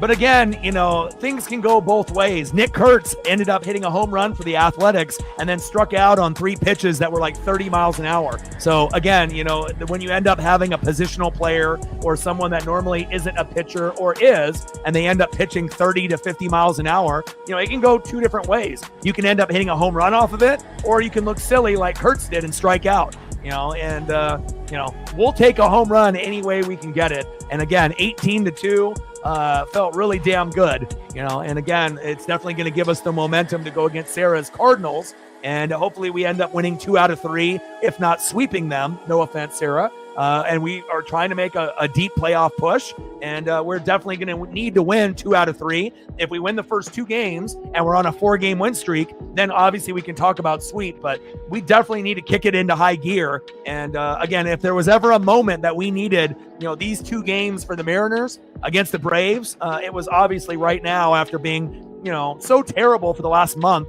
you know, winning 3 games out of like the last 20. You know, when you only win 3 or 4 games out of the last 20 and a majority of those are on the road, it doesn't make you feel good. And it was just a nice thing to be able to see finally happen. But again, Robles, Rivas, you know, Harry Ford, these pieces make a difference. And it makes you kind of think, if they would have had these guys earlier, how many more wins could we have had at this point? We might be in the divisional lead over the Astros. I mean, we hung on to Solano and Dylan Moore and a lot of these guys way too long.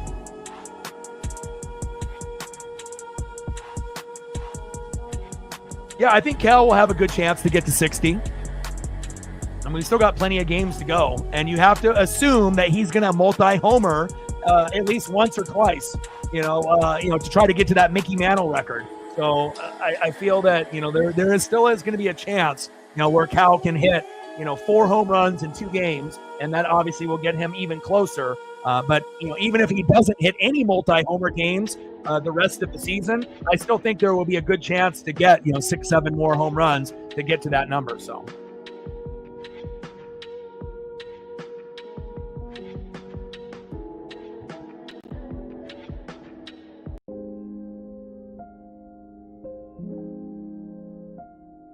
Good game here so far, but definitely the score doesn't tell the full story. I mean, right now I feel like I'm watching Ravens up 34-10. It does not feel like they're only up by 7. I mean, I'm very impressed with Baltimore on both sides of the ball. Tipped, and great play there by 72 to knock it down. That could have been the thing that got the Bills back into the matchup. And pass incomplete to Bateman. And Russo right up the middle with that pressure. It's like you almost feel like the Bills need a fumble or a pick to kind of even the matchup here. And obviously, if they can get a fumble for a touchdown or a pick 6, that could really swing the game and the momentum. 3rd down and 5 at the Buffalo 32. And this is a very crucial first down for the Ravens if they want to get a field goal or a touchdown. Otherwise, Buffalo will respond with a field goal or a touchdown of their own before half.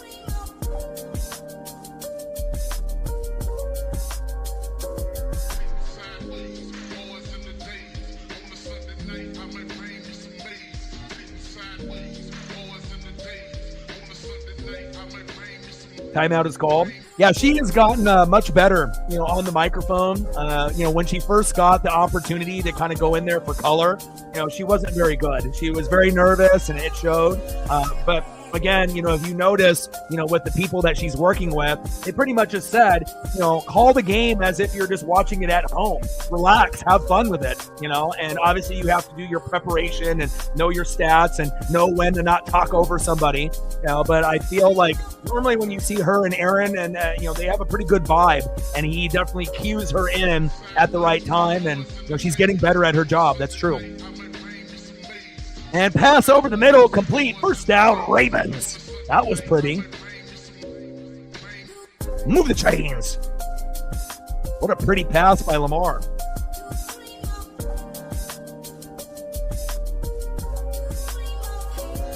That is right, Jerry. We have mentioned that earlier in the stream. Lamar, short middle to Zay Flowers, 17 yards. Or 15 yards to the Buffalo 17, tackle by Lewis. First down and 10 at the Buffalo 17, and the Ravens are threatening.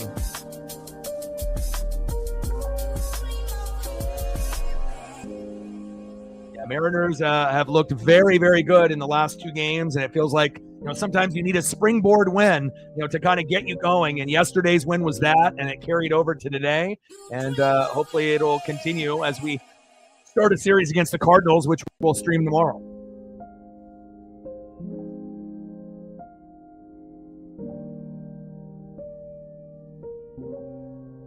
A minute 46 left to go. First down and 10 at the Buffalo. Oh, fumble, and recovered by Hill. Great defense there by Buffalo, trying to get the Ravens out of field goal territory. Bosa and Bernard making their presence known.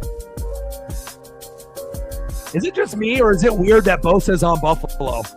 That's a weird thing, Like, it just doesn't look right, I know they're happy that they have him there, and obviously Bosa's, Joey or Nick are usually injury prone throughout their career, but when they're healthy, they can definitely make a difference. But nice play by Bosa there. Second down and 25 based on Bosa's defensive threat to Lamar Jackson as well as Justice Hill. Second down and 25 on the Buffalo 32 with a minute 38 to go. Yeah, I do believe Andrews will get in the end zone, but you might have to wait till the second half.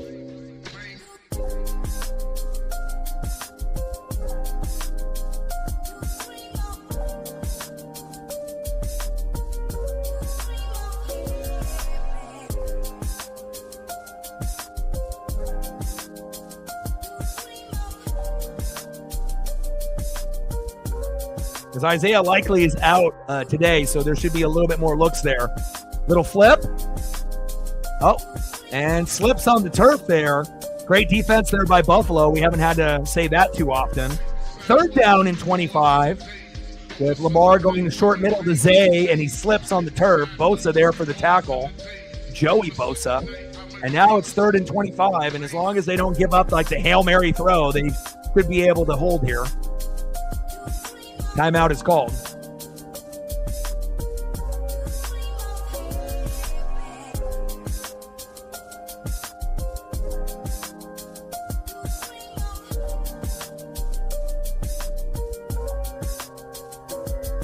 Yeah, it's Mikolas versus Wu. So we should be able to win that as long as Wu is the good version of Wu tomorrow. And of course, if the Bats come alive like they have the last 2 games, we should give the Cardinals everything and some.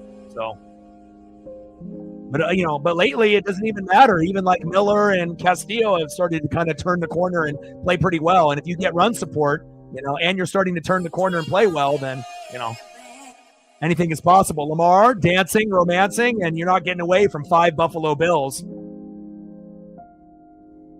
And they're getting a little chippy there with Bosa and the Ravens O-line. Words are being thrown back and forth. It's getting a little chippy out there. 4th down and 24. And when the Bills definitely needed a big defensive play, they finally got it. And look at Bosa staying home. And normally all those, defenders typically get baited on a play like that. They think it's going to go to the running back. But Bosa had the discipline to stay home and was the reason why they're going to hope for this long field goal attempt that, on their end is hopefully a miss. But the Ravens obviously feel that they'll have a shot here, even though it's 49 yards. Let's see if he ends up getting a weird angle here on the right hash. He's going to have to kind of pooch it. Let's see if he can swing it to the right-hand side without missing it. Wide left. Right down the middle. Wow. I did not assume that he would kick it like that. And it's good. 20-10. Because usually when you see kickers on the right hash, it's a miss. And that was pretty. As if he's kicked that his whole life.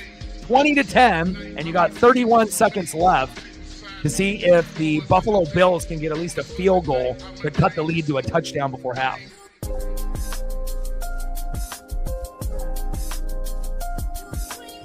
Yeah, Mikolas 7-10 with a 4.89 ERA. Wu 12-7, 3.02. But Wu, Gilbert, Kirby, Castillo, and Miller haven't been amazing, the whole year. You just kind of don't really know what you're going to get from each start, as well as our bullpen as well. But the last 2 games, have been great. But we'll wait and see. I know the energy with the crowd is going to be electric, especially based on how we've played the last 2 games. We're finally coming back home after 2 rough road trips.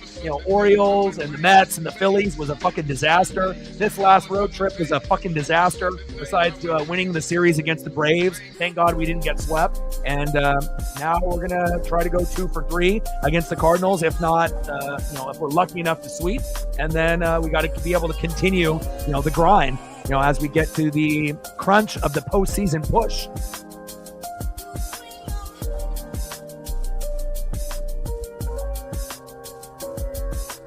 Good game here so far. Ravens 20, Bills 10.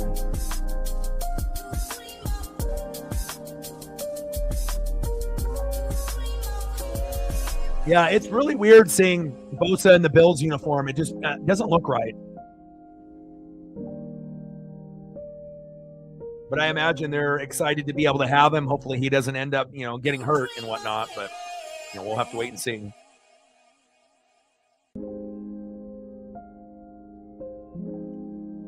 All right, where are we at right now? We got 4,500 views so far. So based on the pace that we're at, depending on if we get a few more people to come through and show love, maybe we'll be somewhere in that 7,000 to 9,000 range. Unless we get a few other individuals to come through and show some love. Ravens 20, Bills 10. 31 seconds left here in the second quarter. And the Ravens definitely look like the better team to start off the year. They look more crisp. They have more depth and a better roster, in my opinion, at this point. But again, that doesn't mean that the Bills can't represent the AFC down the road. It's possible.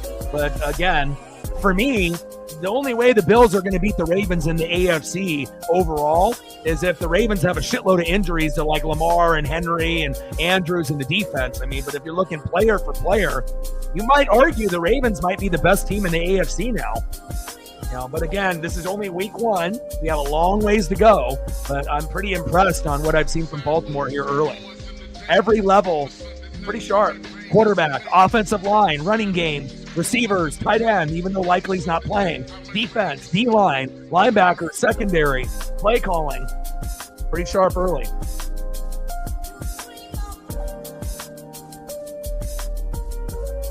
Now, tomorrow's stream for the Mariners will be at 6:40.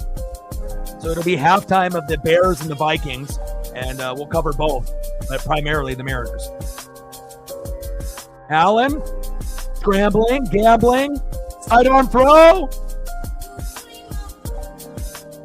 And Khalil Shakir with a big play, but the clock is running.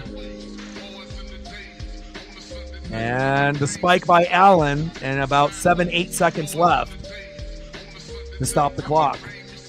And obviously you need to get a field goal here, or at least try, to cut it into 20-13. Because, I mean, if you think about it, if it's 20-10 and the Ravens score and it's 27-10, Bills aren't coming back. You're not going to be able to stop the Ravens, and they're going to continue to roll. So this is very crucial for Buffalo to get the field goal here if they can. But that's going to be easier said than done. Ravens defense has been pretty good.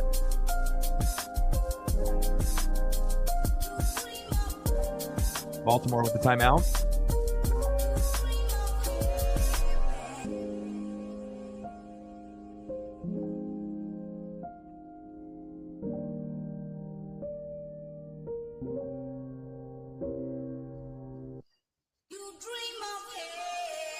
Yeah, they're gonna need about 12 to 15 yards down that sideline to have like a 50 to 55 yarder.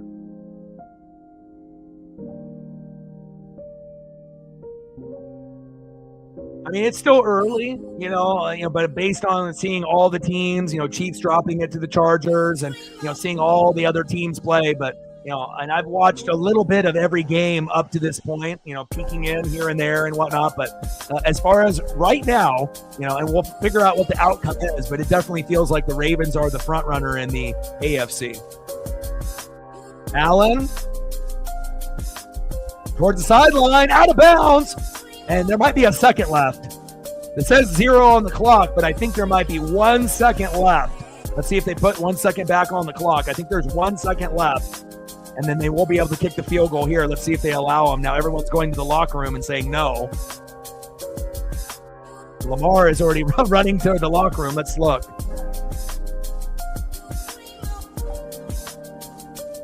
I think 1 second left.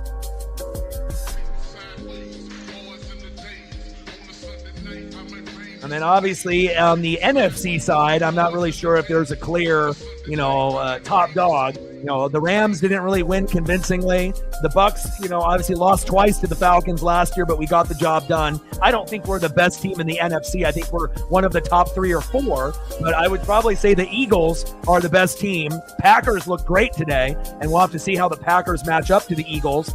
Lions, even though they lost today, should still probably be pretty good, but I would say the Eagles and the Ravens, at least early on, look like the best teams in the NFL at this point, and that could end up being a potential Super Bowl matchup.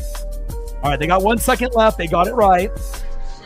Kick is up, and right down the middle is good, and we have ourselves a ball game, 20-13 Ravens. And I'm glad they got the call correct there. And Baltimore receives the ball after halftime. So obviously that was so crucial for them to get that 3, because if it's 20-10 and Baltimore marches down the field with Derrick Henry and then it ends up being 27-10, the game is over. You're not coming back from that. So that was, obviously not the cleanest, first half for Buffalo. The Ravens are the best team in the AFC, it looks like the Eagles in the NFC. And, the Bills look like they are going to be one of the top 4 teams, in the AFC. I don't know if they're the second best. I'll have to kind of monitor the rest of the teams in the AFC and whatnot, but I don't know. The skill position players outside of James Cook, kind of shaky. Offensive line needs some work. And, defense, I see they added Bosa, but, we'll have to wait and see.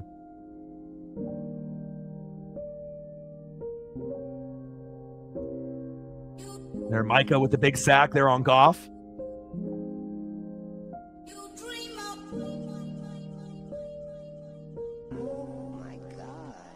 Yeah, but remember, he was the one that decided to leave the Chiefs. If Tyreek would have stayed, he could have had a couple more rings under his belt for his legacy. But obviously, living the Miami lifestyle and partying and, being with women and, that is more of a priority for Tyreek at this point in his life, rather than legacy and, winning Super Bowls like Mahomes and Kelsey. So, he did it to himself. He wanted the money, right? He wanted the lifestyle in that location. And, maybe in his eyes, he thought that they were going to, make an AFC championship game by now. But, the Dolphins, hell, you could have Dan Marino on that team and, there's no guarantee that you still make an AFC championship game. They still have quite a few holes on that Miami Dolphin team, and you guys absolutely obliterated them.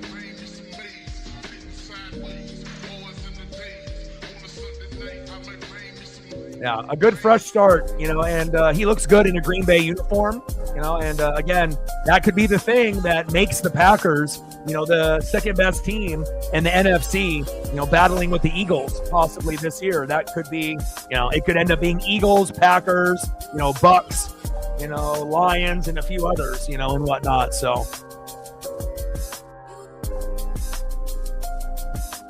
but I definitely would want to match up, with some of those teams to see how, the chips would fall.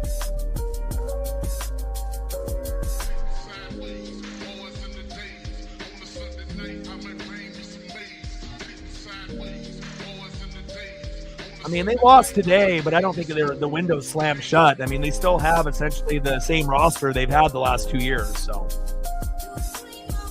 and plus, when you play a game on the road in Lambeau, let's be real, it's hard to win there. You could even be the Eagles and be in there and lose, and they might be the best team in the NFC. Lambeau is not easy to play, just like it's not easy to play, obviously in Philadelphia. There's certain places where it's hard to win. And let's be real. If the game was in Detroit, right, instead of in Green Bay, there is a chance that Detroit would have won. The outcome could have been different, even though it was very lopsided, today. Home field advantage is a thing.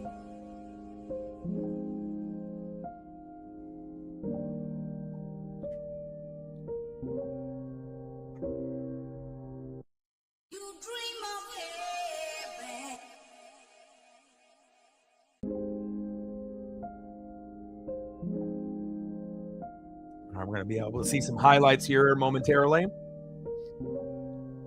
And again, I got a chance to see quite a few of them already, but it'll be nice to be able to see them again. But we have a good game. It's not a blowout. It's not 20-3. It's not over yet. And obviously, it's an entertaining matchup. And then again, we'll do Mariners on Monday, Tuesday, Wednesday, and I think Thursday as well. Look at the schedule. So Monday, Tuesday, Wednesday will be Mariners versus the Cardinals. And then Thursday, it'll be Commanders, Packers, but we'll do Angels, Mariners, and we'll, keep up with what's going on there. And then Friday with the Angels on Apple TV Plus. And then Saturday, I'll do the Ducks and Northwestern at 9 a.m., and I'll do the Mariners in the evening. So we'll double dip, but I'll have at least a, 8-9 hour rest, which will be nice.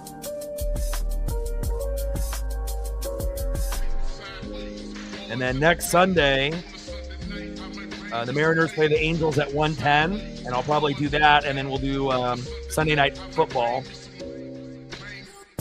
which will be the Falcons and the Vikings, and then we'll end up doing the Bucs and the Texans on September 15th on next Monday night. And I believe next Monday night, the Mariners are off. I'm looking right now. Yeah, they're off.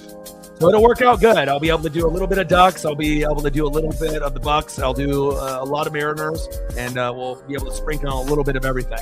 Halftime is not too long, 10, 15 minutes. So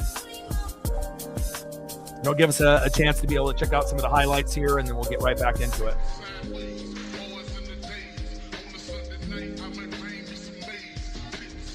Yeah, that definitely is going to hurt them tremendously.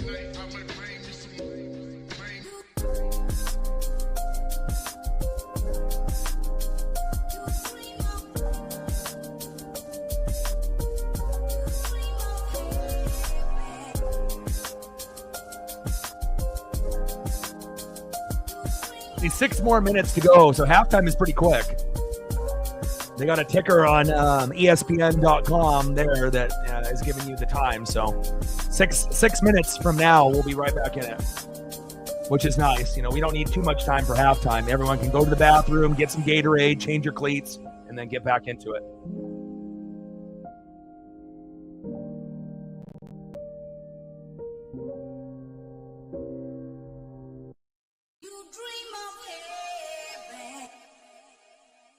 Let's see what we got. We got 12,700 views on the Oklahoma State-Oregon stream, 2,400 for the Mariners and the Braves yesterday, and then we're already sitting at 4,600 on this stream, and obviously we should be able to hit over 5 or 6 obviously before this one is up. 20-13 Ravens with about 5 minutes to go until we get into the second half.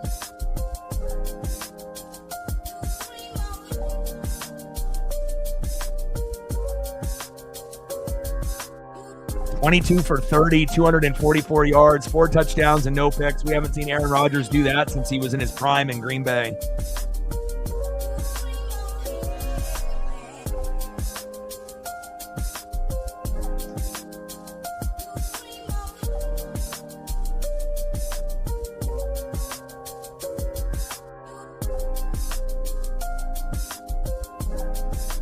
I'm going to go grab a water here real quick.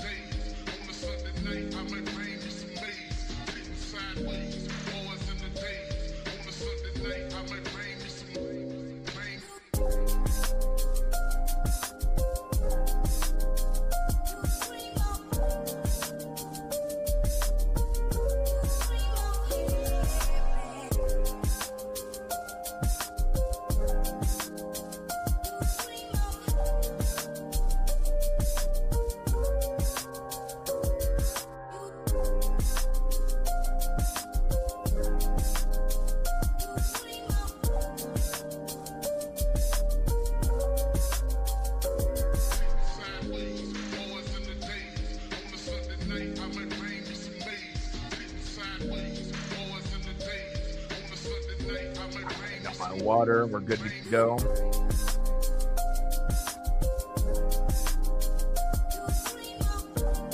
No, 100% agree. I mean, you would have even got better results out of Jameis Winston than Russ, but yeah, I think going with the rookie dart would be the way to go. I mean, if you're already going to lose games, you might as well go with a fan favorite.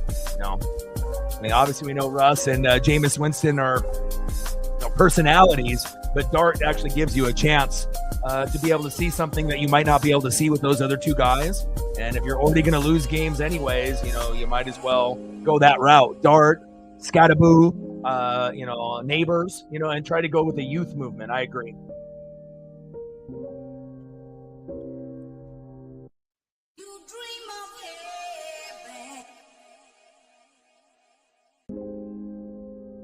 All right, 2 minutes to go before halftime is up. 20-13 Ravens. And I guess, anytime I can link anything up, to be more live as possible, sometimes you think, just if you go to your apps, through your TV, but again, NBC is going to be faster than Peacock and whatnot. So I don't think I'm going to be using Peacock ever again if I know that I can, use NBC and it's going to be that much better. So.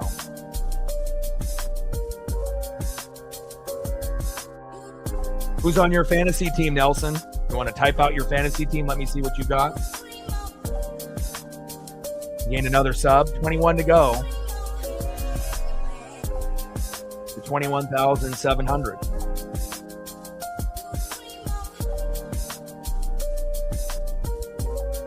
All right, less than 2 minutes to go, and we'll be right back into the action, which is great.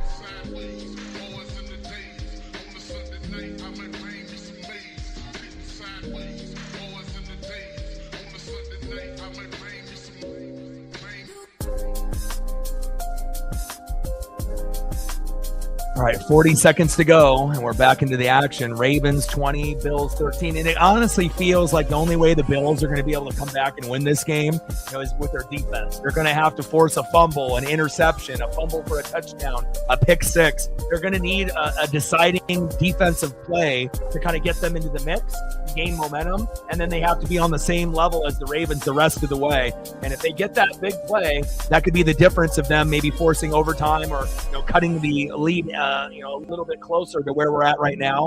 And even though the score is 2013 Ravens, it definitely doesn't feel like 2013. It feels like 27-13 Ravens. It feels like they've doubled them up, but they were lucky to get that field goal late as we are getting back into the action right as we speak.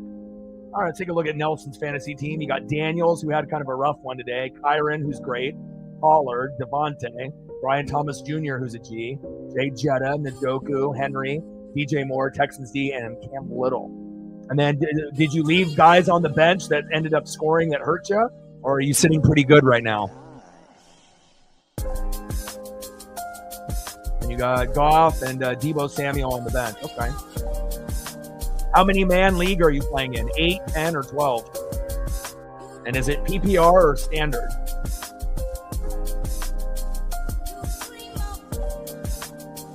All right, we're getting right back into the action here.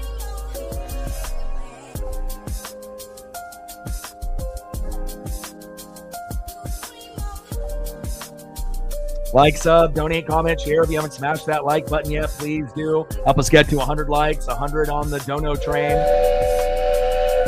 And we're looking for 5 to 15 new subs. All right, let's go, baby.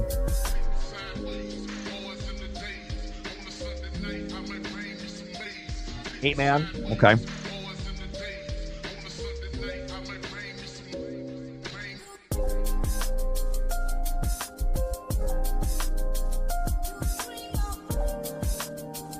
All right, Baltimore is about to receive the second half kickoff here.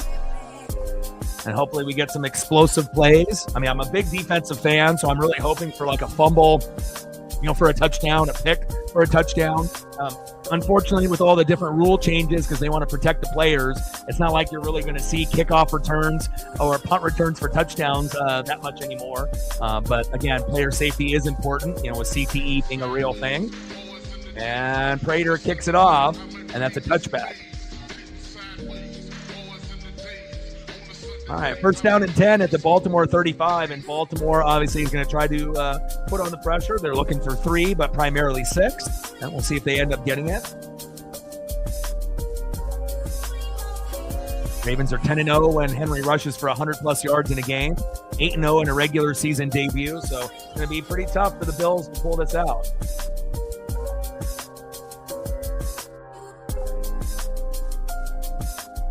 Yeah.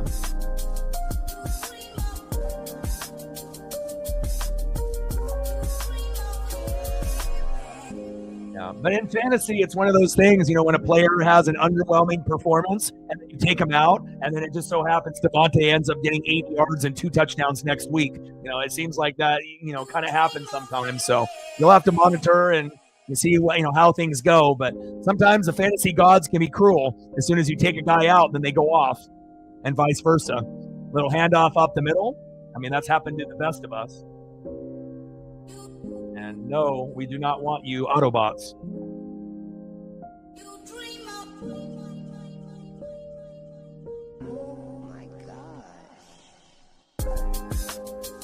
And a 3-yard gain there by Derrick Henry. Also with the tackle, 2nd down and 7 at the Baltimore 38.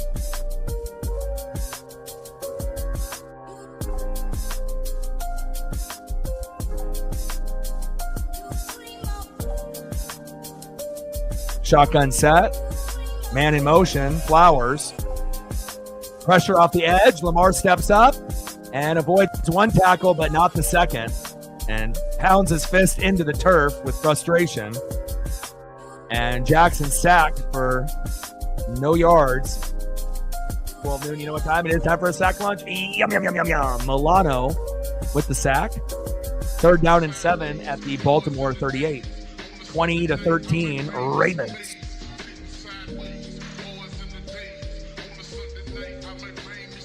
Yeah, they got to get off the field if they want that momentum. Shotgun set, Lamar. Good pressure. And wide open, Zay Flowers. Oh my, big play. 1st down, Ravens. And when they needed a big play, Lamar got great protection up front by that O-line. And again, pass right there, deep middle to Zay. 39 yards to the Buffalo 23. Taylor Rapp with the tackle, but a little late for that. Great route right there, little post route. Nice job by Zay Flowers. 1st down and 10 at the Buffalo 23. They're threatening already. Shotgun set. Fake to Hill. Screen pass, and he's gone. Touchdown, Ravens. Easy peasy lemon squeezy. And Zay Flowers strikes again. Wow. They're looking like the Eagles out there. They are looking like the Eagles of the AFC. This team is very sharp in week 1, just like Philadelphia was. My goodness. Maybe even sharper than Philadelphia in week 1 when they played the Cowboys. Is this the Ravens' year to make the Super Bowl and win it? They play like this, there's a pretty good chance. I understand how good the Eagles are and whatnot, and as good as the Bills are, but wow. Extra point is up and good. Loop with the extra point.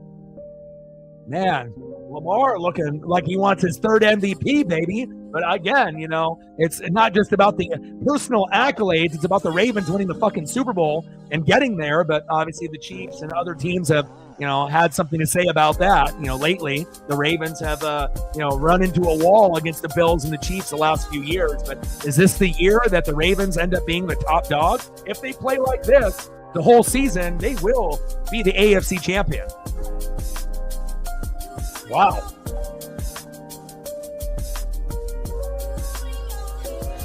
Yeah.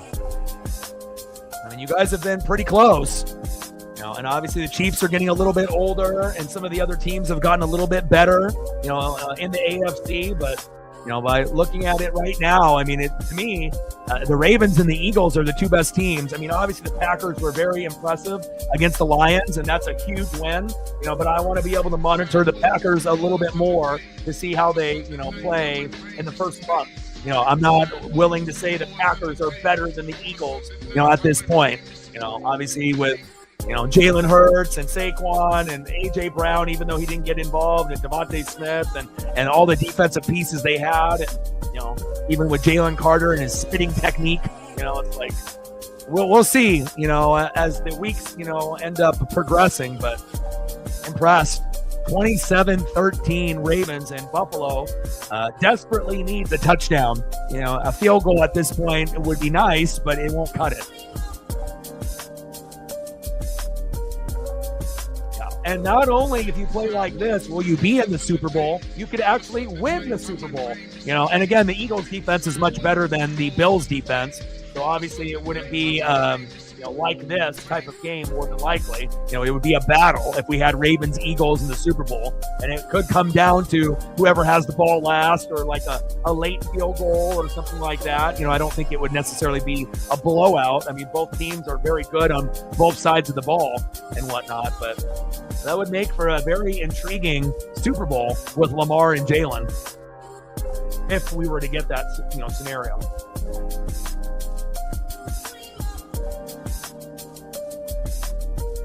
Super impressed. But I mean, so far, Ravens even look better than the Eagles early on. I mean, Eagles had kind of, a few moments where, self-inflicted wounds, and I'm not talking just about the Jalen Carter spitting situation. They had some issues there, and obviously they are just, off the championship, so they're, on cloud nine. But Ravens look like the most focused and sharpest, cleanest team within the first 3 quarters in the NFL in week 1.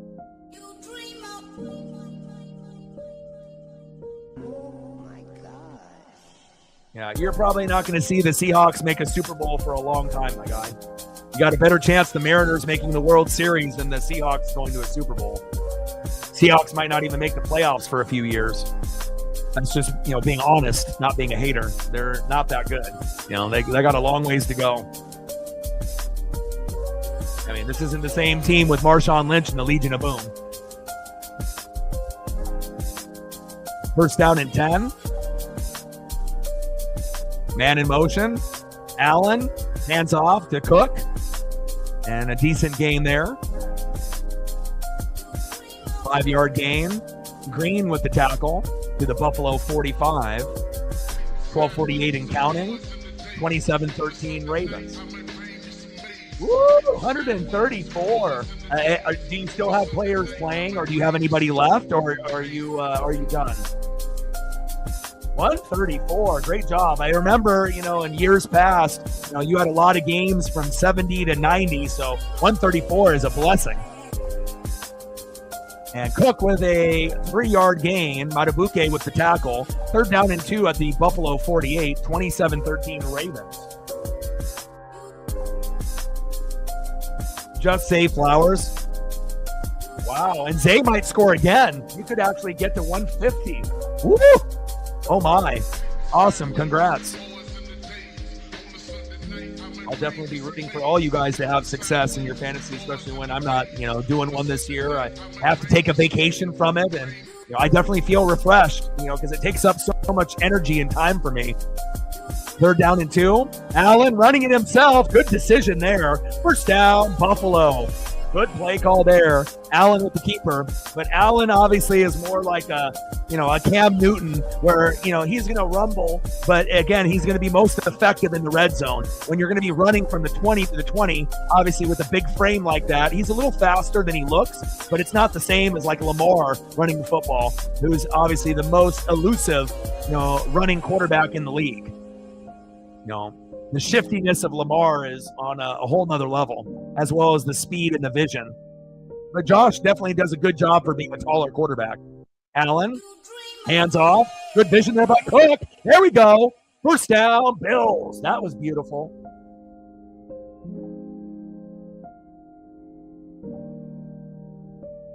There we go. And again, we need James Cook to look like the James Cook last year. You need to look like Derrick Henry for the Bills. You can't just be getting, 2 yards here, 5 yards here. We need to see James Cook rumble for 15, 20, 25 yards, maybe a 35-yard gain. He needs to have a couple, explosion runs, to kind of, keep the defense honest. And then once that happens, then you can go over the top, to Keon Coleman or Shakir, Dawson Knox, Kincaid, or whoever you want to go to. Cooper, first down and 10. Allen, pump fake. Tipped and incomplete. Allen incomplete to Joshua Palmer, the former Charger. Kyle Hamilton in coverage.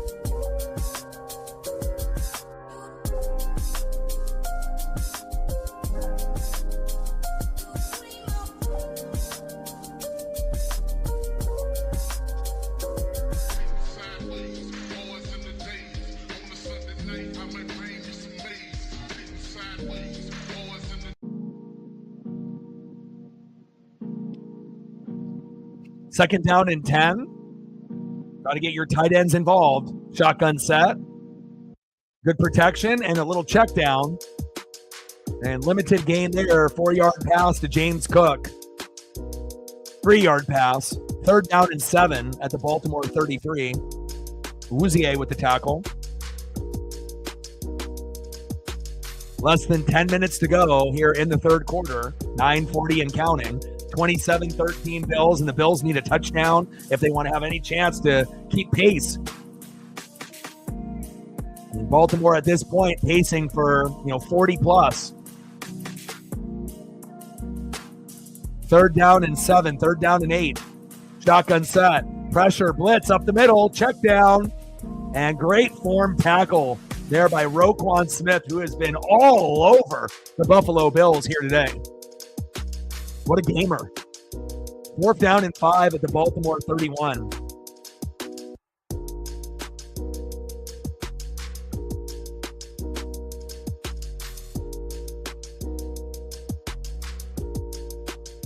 Yeah, Ramsey and Smith. And they're going for it on fourth down and 5 unless they're trying to bait them off sides here to get the automatic first down. Shotgun set for Smith on fourth down and 5. Good protection up front. Allen looking, going deep, got a man, and incomplete. But there is a flag. Is it PI or offensive PI? That is the question. Looks like it might be PI on the defense, but let's find out.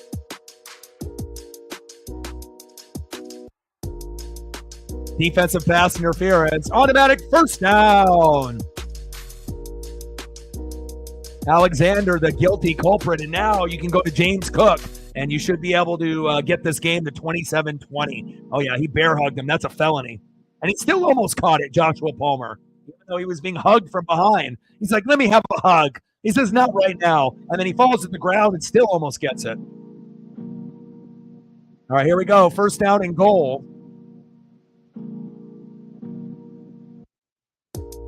Looking for a tight end in this situation on first and goal as well. Allen runs himself. And Roquan Smith there again. What a gamer. 2-yard run. Second and goal in the Baltimore 2. It seems like we say his name so often. It's almost like every play or every other play, he's either the main tackler or he's the second guy on the action. And again, if you're smart here, you go James Cook, pound the rock. I mean, that's the whole reason you got him, right? To pound the rock. Double tight end set, halfback dive, right up the gut, or bounce it to the outside. But again, Roquan Smith is so fast. Let's see what they do here.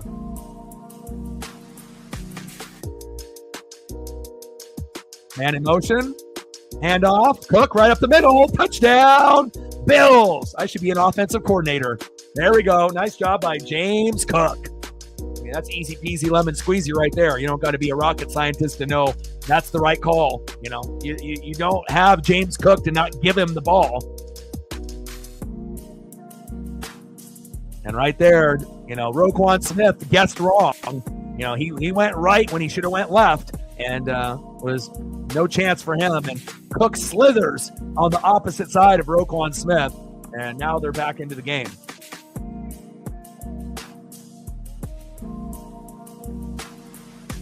Extra point is up, and good, right down the middle. 27-20, but we got a flag on the play.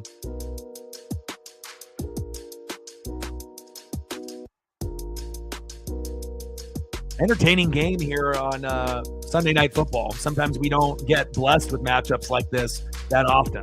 Usually the Thursday night matchups are kind of booty-os, and Sunday night, Monday night, is kind of a crapshoot and whatnot. But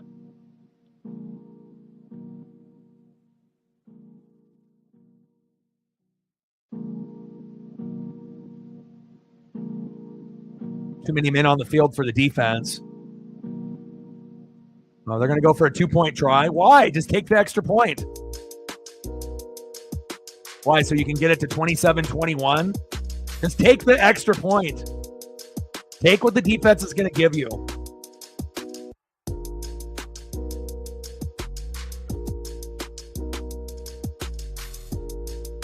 I mean, if you don't get it, you're down by 8. Hello? Does anyone know math there on Buffalo? Apparently not. Take the extra point. Don't go for 2. Like, what are the chances of them getting this 2-point conversion? 30%?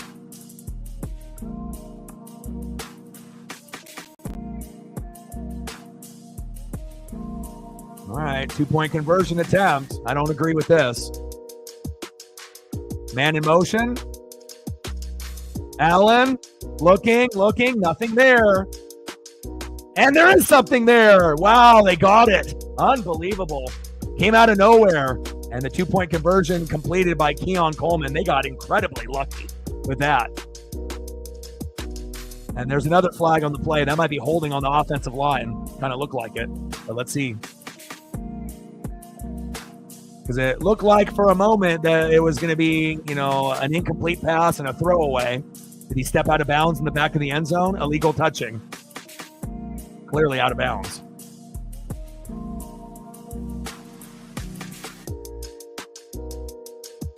Illegal touching.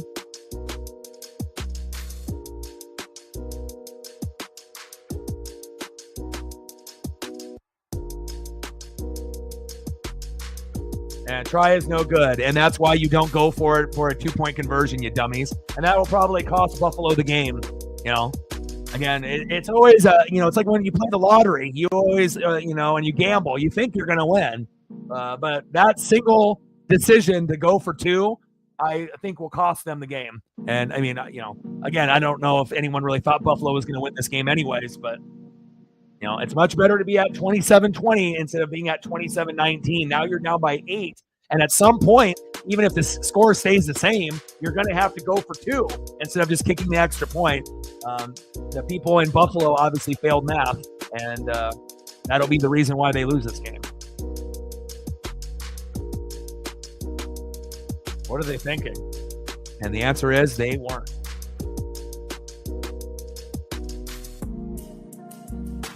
We gained a few more subs. 20 to go. To 21,700. Shout out to the new 5 to 10 subs that we have achieved here in this stream. Appreciate you. 27-19 Ravens.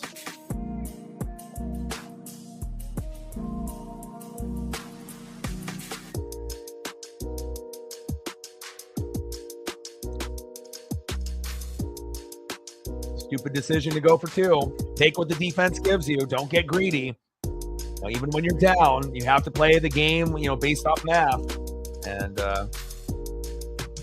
we'll see how this game ends up, especially if it ends up being close. And those are the little small decisions that usually end up making the outcome a little bit different. 7:47 left in the third quarter, 27-19 Ravens. But the Bills don't look as good as the hype, coming into the season. The Ravens look just as good, if not better, than anyone was anticipating. So I know it's only week 1, but I am super impressed. And it's not like that we're in Baltimore. Baltimore is on the road, and they're playing like they're at home. I think that's what the most impressive thing out of it all. Lamar looks sharp. Henry looks sharp. Zay looks amazing. Offensive line is great. Defense looks good. Roquan Smith looks like he's in all-pro form. We'll see where this ends.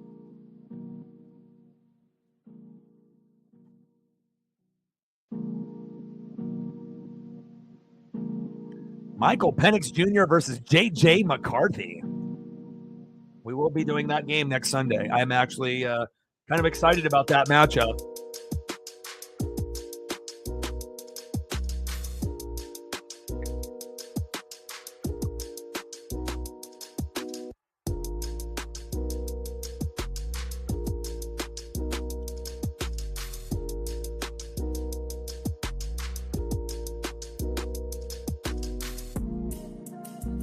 Bill's about to kick off.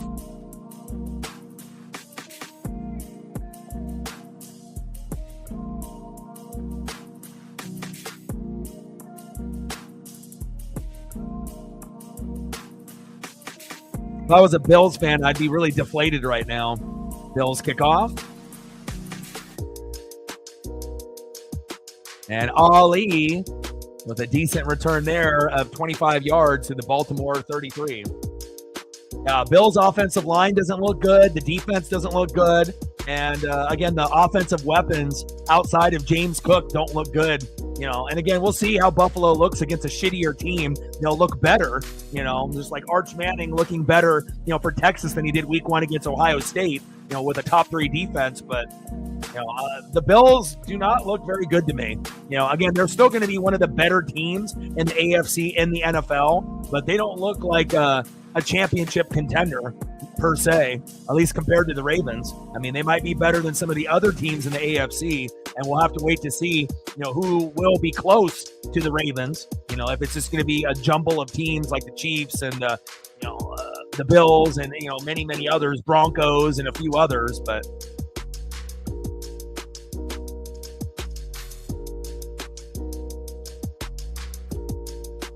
Henry up the middle there for 5 yards. Johnson with the tackle.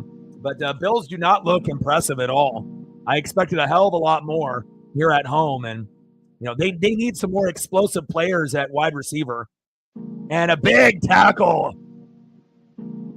And that's the guy that really needs to be the difference maker, Ed Oliver. Again, you've already seen him make a couple of big plays. One big play in the first half, one big play there in the second half. But they need Ed Oliver with sack lunches. He needs to be like that Warren Sapp, of this team. And, again, he needs to cause havoc. And he won that one-on-one battle. Chief with a tenner. Appreciate your support to the channel, my guy. Stacks. Racks with a little cactus jack. Bang, bang. Thank you so much. And going deep, incomplete. Chief is the conductor on the Dono train. Thank you so much. Appreciate you, my guy.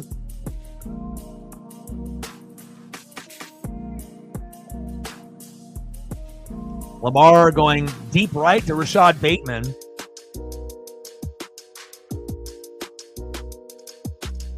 But the Bills need a superstar wide receiver, and they don't have one, and again, they have like guys that are, players, but they are all kind of average to me, they don't have anybody that really stands out.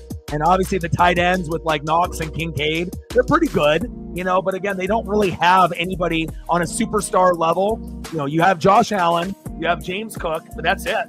Everyone else is kind of mid. Let's be real. They're not, they don't have that big, Jamar Chase kind of guy that Josh Allen needs,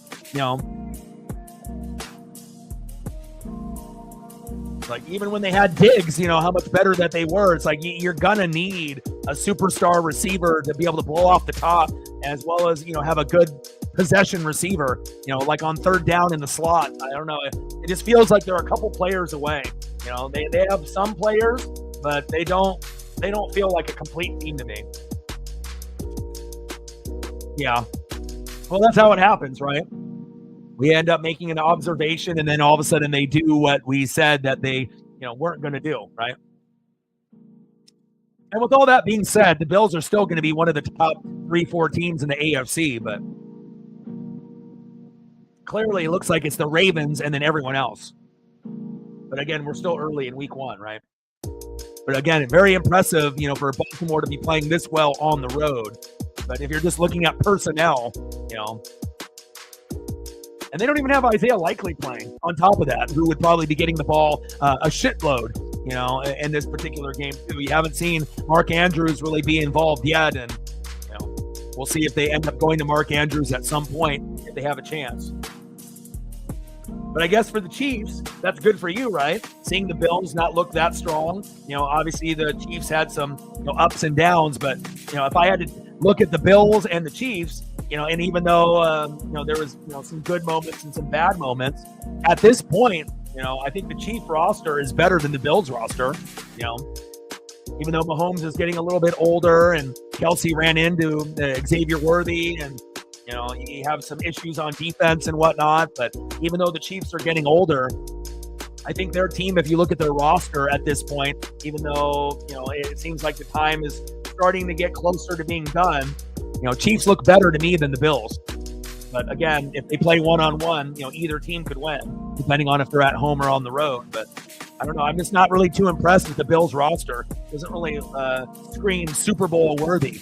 I mean, it could be playoff worthy, but I think the Chiefs roster is better. Ravens roster is better. And, if the Broncos, defense can get into high gear and Bo Nix can play well, I mean, who knows? Maybe even Denver or maybe some other teams could kind of throw their hat in the mix in the AFC. So. If Tyreek went to the Bills, that could be the thing that could really help them catch up, to some of the other teams in the AFC. But I doubt that they would trade him within the division. Just like the reason why the Eagles tried to get Micah early in the year for 2 firsts, a second, a 5th rounder, and they said no because they didn't want him to go to a divisional rival. So.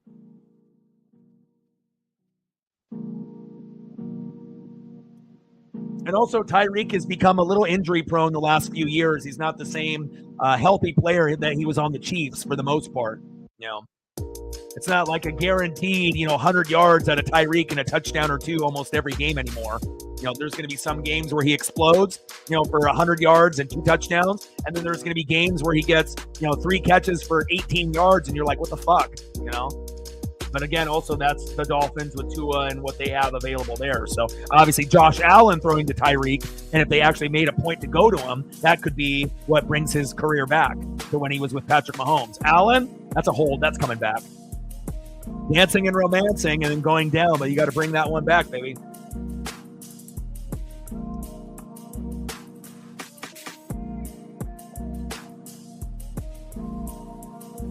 But the Bills need like a Jamar Chase, a Jay Jetta type. Amon-Ra St. Brown type. They need someone better than what they got on the roster right now. What they got on the roster right now, they ain't going to cut it. Now, if they ended up getting Jeremiah Smith in the draft, the Bills, or DeCorian Moore from the Ducks, that could be the thing that changes that team. Getting an explosive receiver that could be the next superstar, that would be a perfect fit. But the chance of the Bills getting a guy like that is not likely. That guy would probably be off the board, before the Bills would actually be able to draft a guy like that. But those guys would be beautiful fits. DeCorian Moore or Jeremiah Smith on the Bills.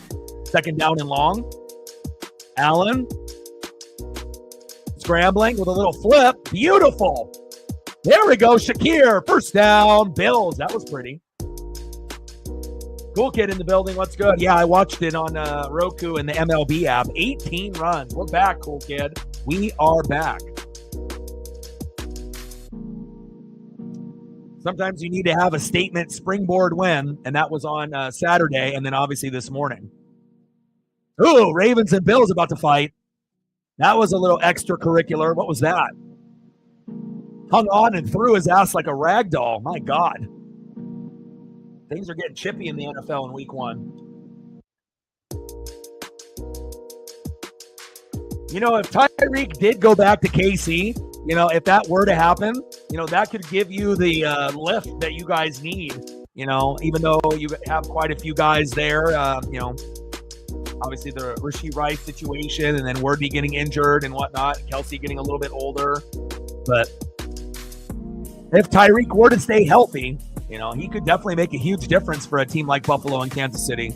Kind of even up with Baltimore. Trying to be on the same page as them. That's what it would take. A healthy, productive Tyreek for Buffalo or KC.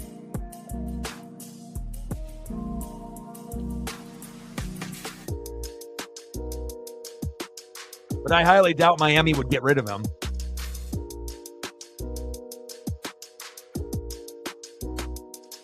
(27-19), 3:17 and counting, 2nd down and 8 after a 2-yard run by Davis. Robinson with the tackle. Productive and entertaining matchup here. Man in motion. Allen, shotgun set. Pressure on the edge. Pump fake. Allen going long, going deep, and incomplete. Deep right to Joshua Palmer. And Palmer is another name, but it's kind of another average receiver like everyone else that they have. Shakir, Palmer, Keon Coleman. Nobody really stands out. Honestly, the tight ends, with Knox and Kincaid actually might be the best options. It's just that it just so happens that Shakir and Coleman typically get more looks. But if they actually went to the tight ends more, maybe they would be more productive. Because it just seems like they get better yak yards and better production when they go to Kincaid and Knox, and they don't really go to those guys as much. But if they started running a double tight end set like the Patriots with Gronkowski and Aaron Hernandez, maybe that's what would take this team to the next level, but I'm not sure if they would even be bright enough to think of that. Allen going deep. And broken up at the last minute there. But I think that's what you would need from Buffalo. If you really want to maximize, the potential, the wide receivers aren't very good. Run a double tight end set and pass it to Kincaid and Knox often. And I think that could be the advantage on the linebacking core. But again, they won't do that. But again, if I was coaching them, that's what I would do. Because all the other receivers are just kind of average. Tua, yeah. Well, Tua's always going to be injury prone, and after all those concussions, he just ain't it. And punt is completed there. Back-to-back drive stop. Defense is starting to tighten up here for both teams. But again, I still don't like the idea of Buffalo going for 2. I think that's going to be the reason why they're going to lose this game. They should have just taken the extra point, been down 7. Now you don't have to worry about going for a 2-point conversion at some point. And even if you get a field goal, you're down 5. Again, somebody failed math in Buffalo, and it shows. Yeah, I do too, man. I mean, I'm an NFC guy through and through, but I do appreciate AFC football. And you got Nance and Romo as the best announcers as far as the NFL side. But I feel like Gus Johnson and Joel Klatt are the best announcers in football.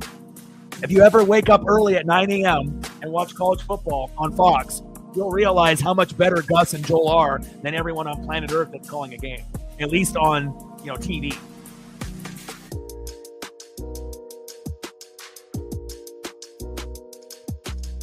Yeah, but Keon Coleman doesn't have the it factor,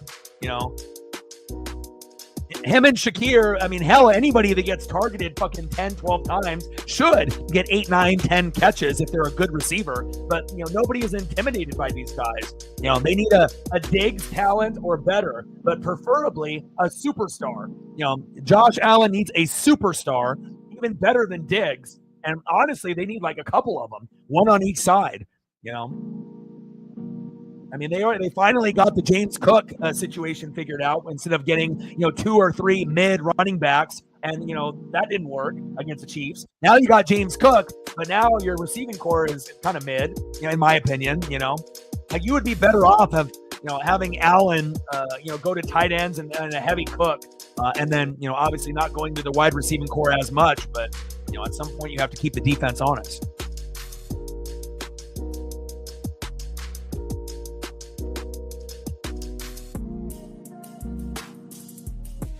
The Bills need like a Jeremiah Smith, DeCorian Moore, one of those types. You need a fucking 5-star superstar, and again, someone that can, be the next Jetta, the next Jamar Chase, the next it, But again, if the Bills' record is so good, they're not going to get a guy like that. That guy will go to, one of the shittier teams,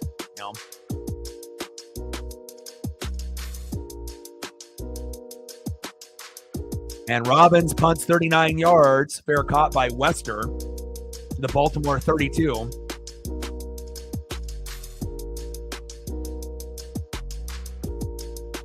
AFC got the top 4 QBs.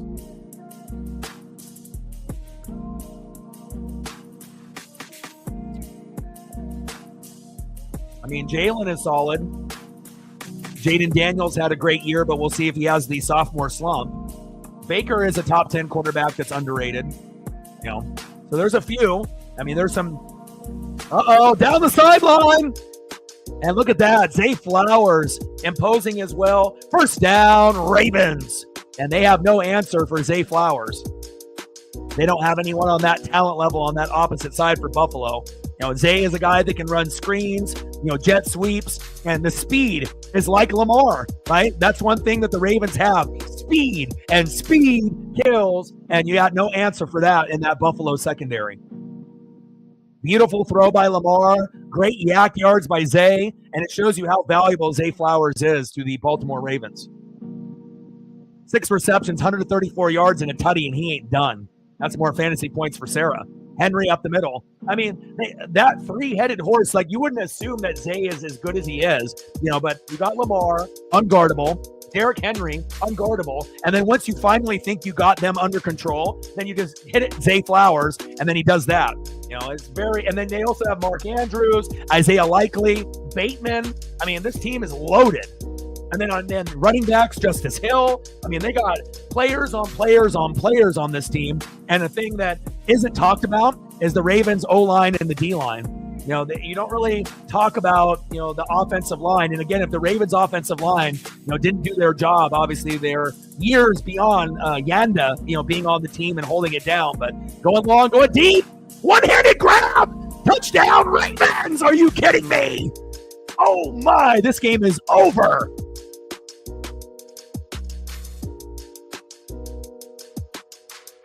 Over, baby. DeAndre Hopkins, he says, I still got game. I'm Odell Beckham Jr. Respect me. Respect my name. See ya. Easy peasy, lemon squeezy. One of the catches of the year. DeAndre Hopkins does it again. Oh, my. On double coverage, too. Check him for some stick-em. Beautiful. Buffalo, you are not on the same level. You might be closer to Kansas City and some of the other teams in the AFC like Denver, but the Ravens are clearly the best team in the AFC, as well as the Eagles in the NFC. Wow. Lamar with that touch, with that throw. Hopkins with the one hand. And he's being held. It was PI. I mean, it was a fucking felony. He was holding on to him, robbing him, mugging him. Call the police. 34-19. Game over. You got to be hyped, Hybrid. And I always keep it, 100. I'm never going to underhype or overhype. I call it how I see it. And honestly, the Ravens look like the best team in football. And again, if they were doing this at home, I would be super lit, like I am right now. But the simple fact that they're playing like this on the road, tells me a lot of where this team is going in 2025. I would be very, very excited if I was a Raven fan. And we still got a long ways to go. Yes, we're in week 1, but I don't think I've seen a team like this, play like this in week 1 on the road in quite some time.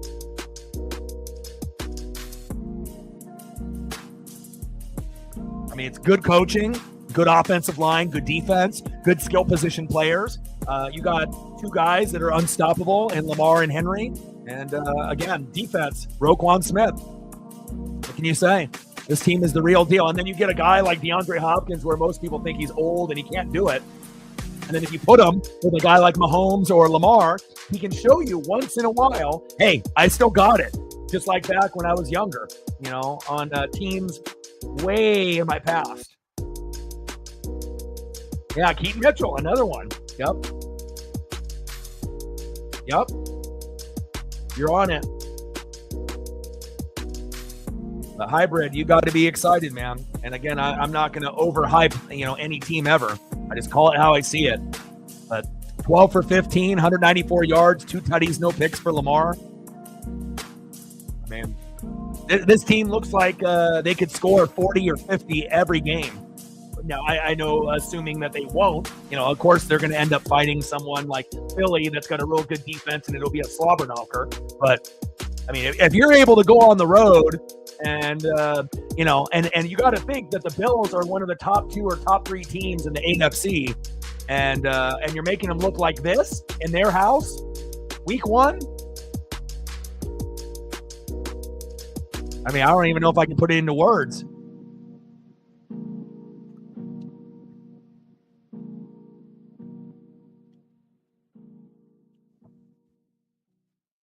That was beautiful. Yeah, Cody, but Sam Darnold is not Lamar Jackson, and he never will be. The roster is nowhere near the Ravens, as well as the coaching, even though the coach is formerly from the Ravens. I mean, there's a few good players on the team that, it's going to be a long time before the Hawks are mentioned with any of the elite teams in the NFL. Flag on the play. 34-19. And Baltimore looks like they're pacing for 50 tonight. On the return, holding on the receiving team. 10-yard penalty.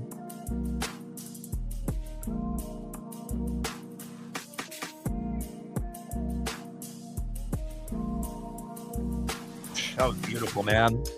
Good for D-Hop, for a guy that's old, that people think that are washed, but again, if you have a Hall of Fame type of skill set, even if you get older and you're only used like situationally, every once in a while you can make a good play happen. Handoff up the middle, and James Cook for 4 yards, tackled by Robinson.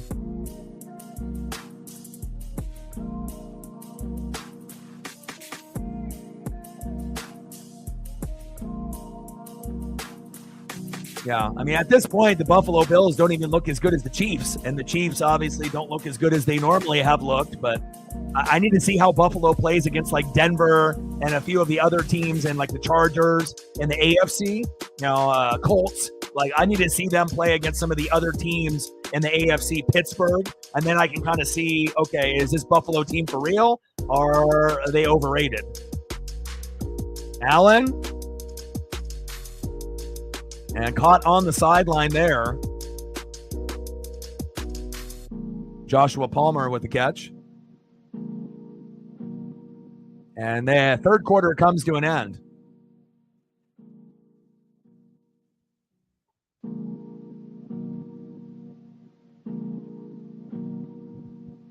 I mean, this is the best the Ravens have looked in the Lamar Jackson era.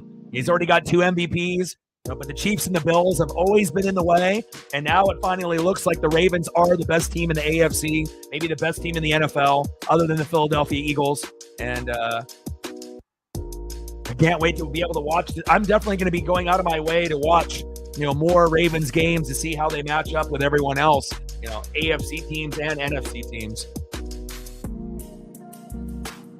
But by far, the most impressive team so far in Week 1 is the Baltimore Ravens. I mean, besides maybe the Green Bay Packers beating the Lions, at home, that was pretty impressive as well. But we will see if, the Lions can still, be on pace as being a top dog, or if now Green Bay owns that division with Micah Parsons and, Jordan Love, which could be possible. It's not easy to be able to be a top dog in a division year in and out, like the Bucs are trying to do it, my team, for 5 years in a row, and that's usually unheard of. You normally don't have a champion, in the division year in and year out. I mean, unless you're talking like the Brady, New England, type of situation. But 34-19, we got 1 quarter to go.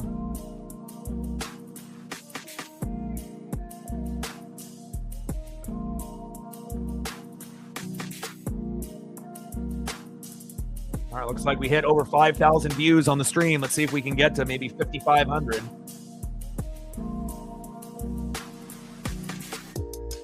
5,033. There we go.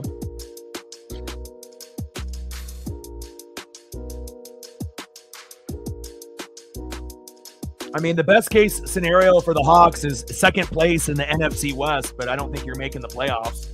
Niners lost a lot of pieces. They beat you guys, Cardinals. Not really anybody's talking about them. It might end up being a 3-team race, for second place between the Cardinals, Hawks, and Niners, even though the Cardinals normally are last.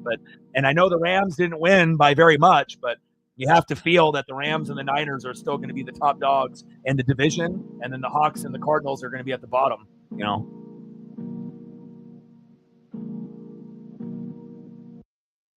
Yeah, I mean, like I said, for the Packers to, win a Super Bowl, the only way that they were able to do it is, Reggie White for one with Brett Favre and Charles Woodson with Aaron Rodgers for the other. So Micah could be that guy that could pull a Reggie White, Charles Woodson, to get there.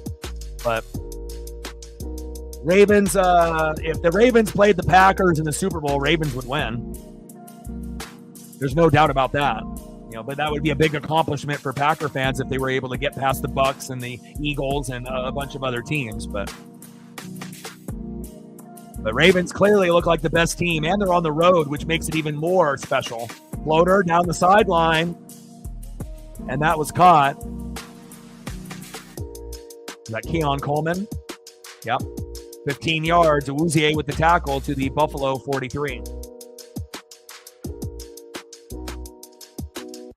Yeah, and you guys deserve it, Hybrid. Again, it hasn't been really, what you guys have wanted at the end of the year. And again, you got a couple MVPs with Lamar. People appreciate Derrick Henry, Zay and, Roquan and everything. But, you guys have just had, just bad luck with injuries or poor play against the Bills and the Chiefs. And maybe this is the year where you guys are, the team to beat. And it kind of looks like it. I don't see any weaknesses. 2nd down and 6. Floater down the sideline, 1-on-1, and complete. But again, you can definitely feel like the wide receiving core for the Bills is holding them back. They need a superstar at wide receiver. Keon Coleman, Khalil Shakir, and all these other guys that are mid to average, they are just not good enough.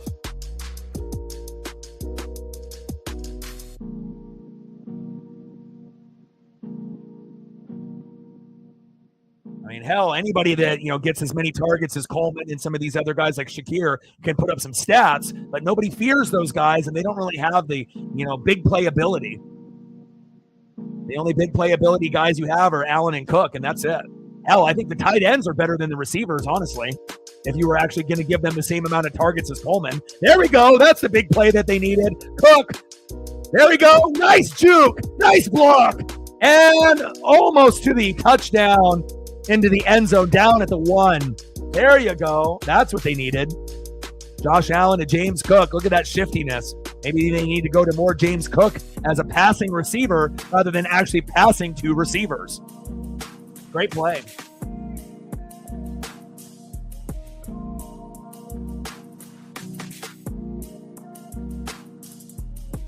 And Allen trying to be able to get into the end zone, and the Ravens said, fucking not today. Who are you playing with? Humphrey is injured on the play. Roquan Smith. I think I've said that name almost every tackle, with Starks on the tackle. But if you already have James Cook, and I know you want to give him a breather and whatnot, you need to be able to go to your best players. And if James Cook is your best offensive weapon besides Allen, you're going to have to use him more in the passing game, especially if he's going to be able to do things like that.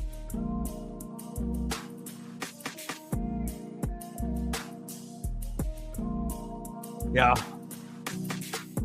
Obviously, Hawk fans are going to have a lot of, maybe expectations that are too high. It's like you don't have Geno, you don't have DK, you don't have Lockett. And obviously, on paper, the defense has looked, better than it has been in the last few years. But offensively, again, it's going to be a work in progress. And Sam Darnold is not good enough to lead you to a deep run. He's going to be a short-term answer, but that's not going to be the guy that's going to lead you to the promised land. Honestly, if I had a choice between Geno and Darnold, I'm going Geno. But I do like JSN, and there is some good weapons, on the team. But if you can't even beat the Niners, and they have so many pieces either injured or missing, what does that tell you about the year? It's going to be a long year. It could be an 8-9, 9-8 year, or maybe even worse, maybe 7-10. Unless things turn around. Play action fake, Allen, bootleg, keeper, touchdown, Bills. That was a great play call. There we go. Nice touchdown with the bootleg there by Josh Allen.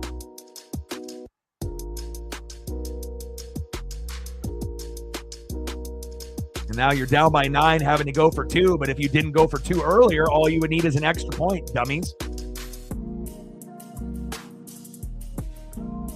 And honestly, instead of actually going to wide receivers, if you actually have Allen keep it and run and Cook with the passing game, that might actually be better than wasting targets on Keon Coleman, Shakir, and the tight ends at this point. You have to be able to go to your best weapons. And I know those guys would get fatigued and tired, and you have to pass the ball, but I don't got a whole lot of faith with the wide receiving core. Shotgun set, Allen, pump fake. Everyone's covered. Allen looking. Intercepted. And a lateral. And he's down. And again, going for 2 twice is going to cost this team the victory. 34-25 when it could have been 34-27. Dummies.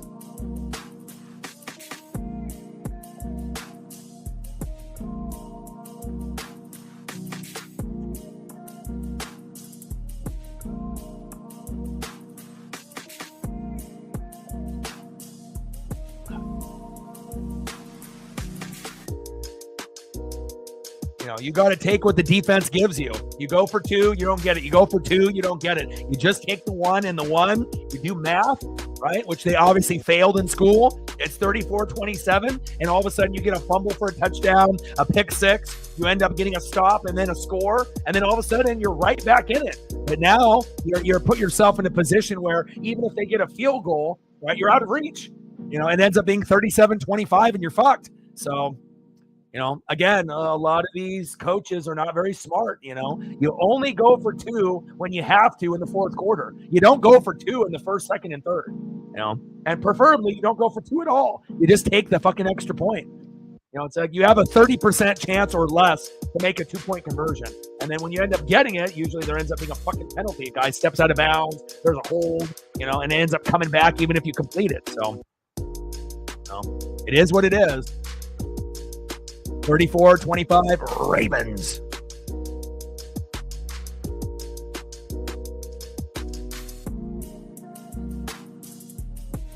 Yep. They sure do.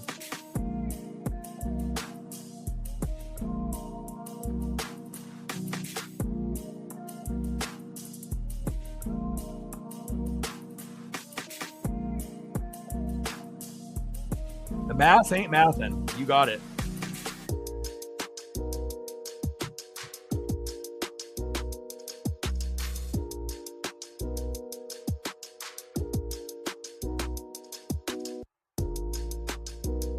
How are you guys doing in your fantasy, Chief will Chief and Reflect? Are you guys doing pretty well at this point, or are you guys down in your week 1 matchups in your fantasy?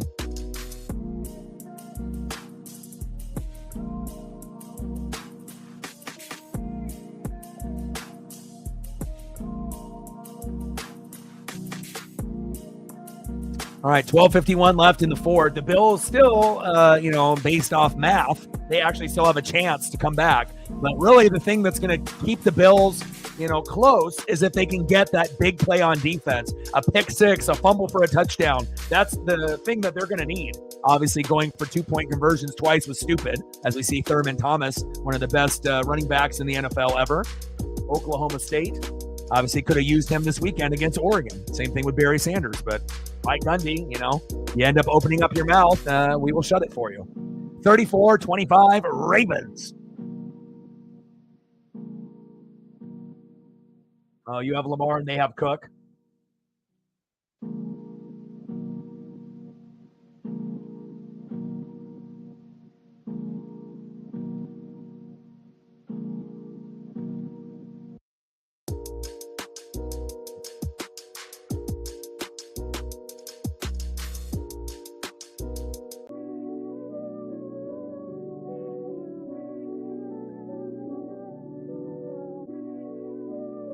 And Prater kick 60 yards there.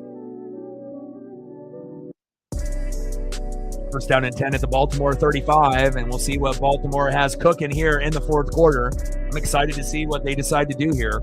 They haven't gone to Mark Andrews all game. At some point they have to. Lamar, and pass incomplete to Zay Flowers. And again, I understand why they want to go to Zay. And Derrick Henry and Lamar have been just electric. They look like one of the best trios in football right now, if not the best trio in football right now. And Zay isn't really like a big name like Jamar Chase or Jay Jetta, but every once in a while he'll play like them.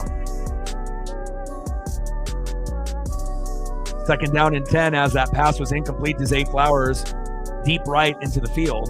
Second down and 10 at the Baltimore 35 with 12:40 left in the fourth. Shotgun set, little check down. That looked like it almost hit the ground. And Justice Hill with a gain of 9. Jones with the tackle. Third down and 1, and obviously this would be normally Derrick Henry or Lamar to get this first down. That hit the ground. It did hit the ground. They should review that. There we go, and now it goes back. I thought when I initially saw it, it hit the ground, but then obviously the replay, yeah, it did hit the ground. Incomplete. If that was someone else like Mitchell, he wouldn't have dropped that if he was available. Now they're in a position here, third down and 10.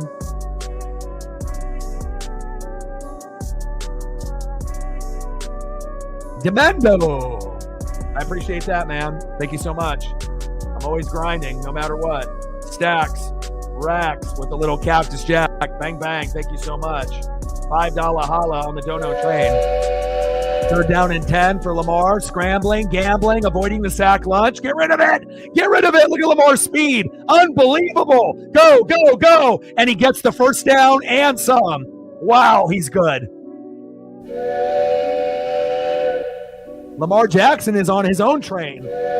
All aboard. Lamar Jackson. Unbelievable. You know, he goes from losing 10 yards with a sack lunch and gaining fucking 20. I mean, no one else in the NFL can do that. Unbelievable.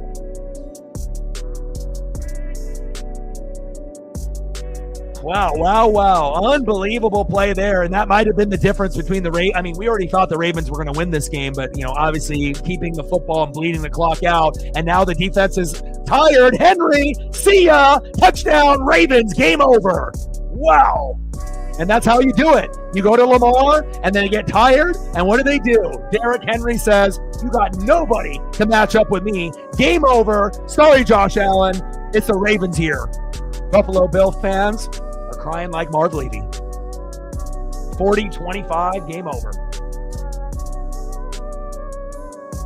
46-yarder after Lamar ended up running for his life and getting that first down. The Bills' defense looks fucking terrible. And then a beer gets thrown at Henry in the end zone. Classy Bills fans, I see. You know, don't be throwing, beer and water at the opposing team. Why don't you get mad at your ownership for not getting better players? Doink! And the extra point is no good. It's like I'm watching Tampa Bay and Atlanta all over again. 40-25 Baltimore, but they're up 15, and this one is over.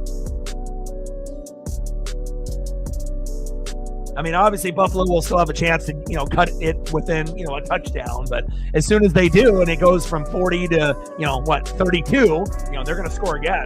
And, you assume they're going to hit, close to 50 points at this point. So pretty damn good, huh? Scoring 40 on the road against a top 3 team in the AFC. But that Bills defense looks like some shit. But again, almost any defense would look like shit against a team like Baltimore, unless you had like an Eagle defense. I mean, there's only a couple defenses that might be able to, hang tough with a Raven team like this. Play calling has been superb for the Baltimore Ravens. You definitely have to give the offensive coordinator a lot of love there. Derrick Henry, 14 carries, 175 yards, and 2 touchdowns. Is that good? I would say so.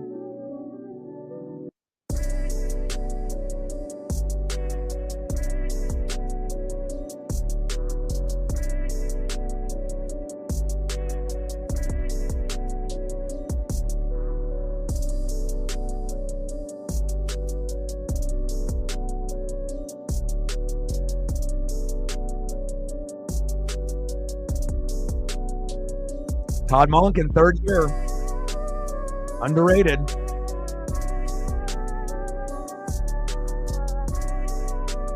Harbaugh and Monken, baby.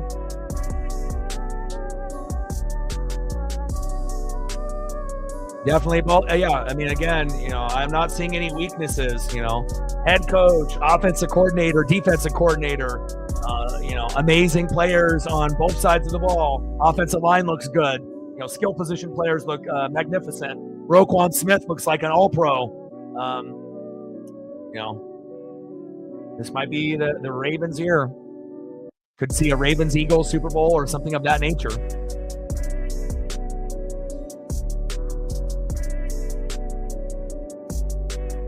But, I mean, a couple things are pretty glaring. The Bills' defense stinks, and they don't have good wide receivers. They need better if they want to be able to, be the top dog. But again, we've been talking about Buffalo's shitty defense for quite some time. And then they used to have too many, second and third string running backs, a running back committee. That didn't work. And you finally fixed that with James Cook. And now with no Diggs there, wide receivers are not that great. And they don't go to the tight ends nearly enough. 40-25 Baltimore.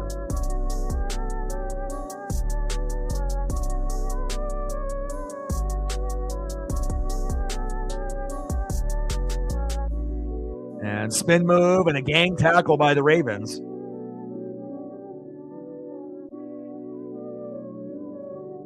Down 15, but you could be down 13. But the math ain't mathin'. You went for 2-point conversions twice and you fucked yourself.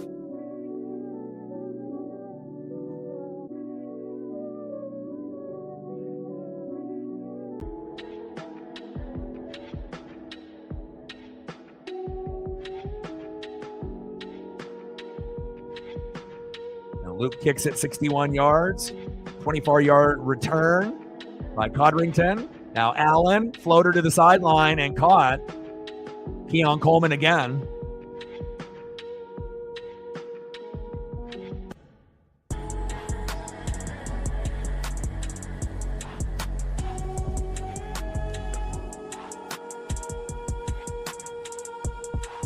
Second down and 1 after that 9-yard gain by Keon Coleman on the sideline. Allen, little check down. First down, Bills. Shakir with the catch. And Marlon Humphrey has returned to the game after his minor injury. Shotgun set for Allen. Good protection up front. Floater. Almost intercepted, or is it? Oh my. If that actually is a pick, this one is over. Wow, interception called on the field. Let's look at the replay. Tapped it to himself. Oh, no, I think that's incomplete. Incomplete. I think it hit the ground. Good try, though. I mean, he taps it to himself, but I think that's incomplete.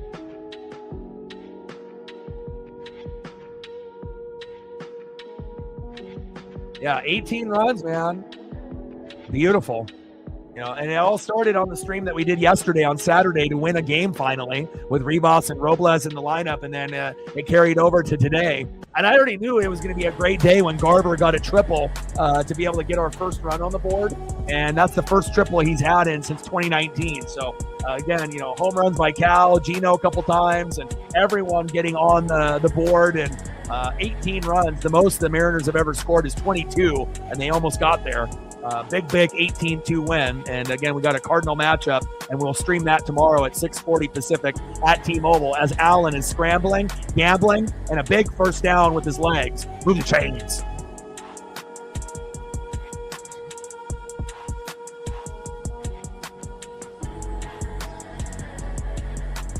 Yeah, well, it's not Josh Allen or James Cook's fault. The offensive line, not great. Wide receivers, not great. Tight ends, not utilized. Defense looks terrible. And the Ravens, have no weaknesses whatsoever. Gang tackle by the Ravens.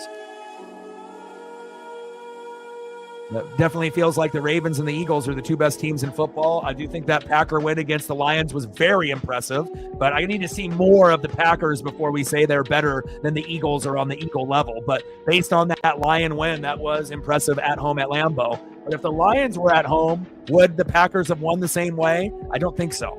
They might have still won, but not by as much. But Micah going to the Packers definitely is a big, advantage. No doubt.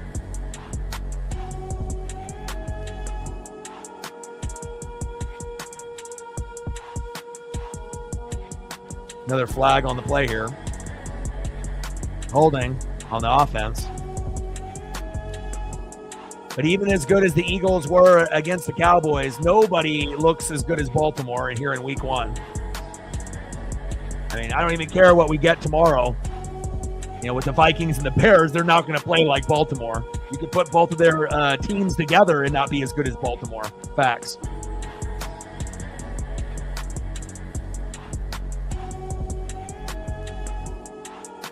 And what's even more impressive out of everything? Baltimore is on the fucking road. They're not at home. This at home, we would be like, oh my God. But on the road, and you're doing it, it's 12 noon. You know what time it is. Time for a sack lunch. Yum, yum, yum, yum, yum, yum. And down goes Josh Allen. Matabike with a big sack lunch, says Josh Allen, I am your daddy.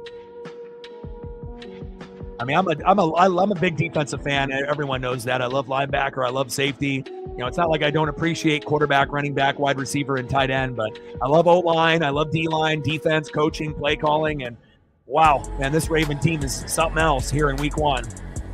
Definitely the team to beat in the AFC and probably overall in the NFL. Short punt there. And Ravens about to take over here with great field position, and don't be surprised if they score in a couple plays.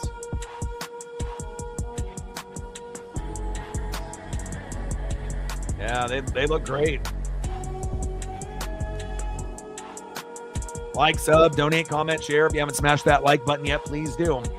Help us get to 100 likes, 100 on the dono train, and 5 to 15 subs. Let's go, baby. I'm very impressed, you know, especially for someone that's been watching football since the mid-'80s. You know, this is a very, very special team here in week 1. Can't wait to be able to watch them throughout the year. And hopefully we don't have any major injuries to Zay, to Derrick Henry or Lamar, or Roquan Smith, the leader on the defense. So.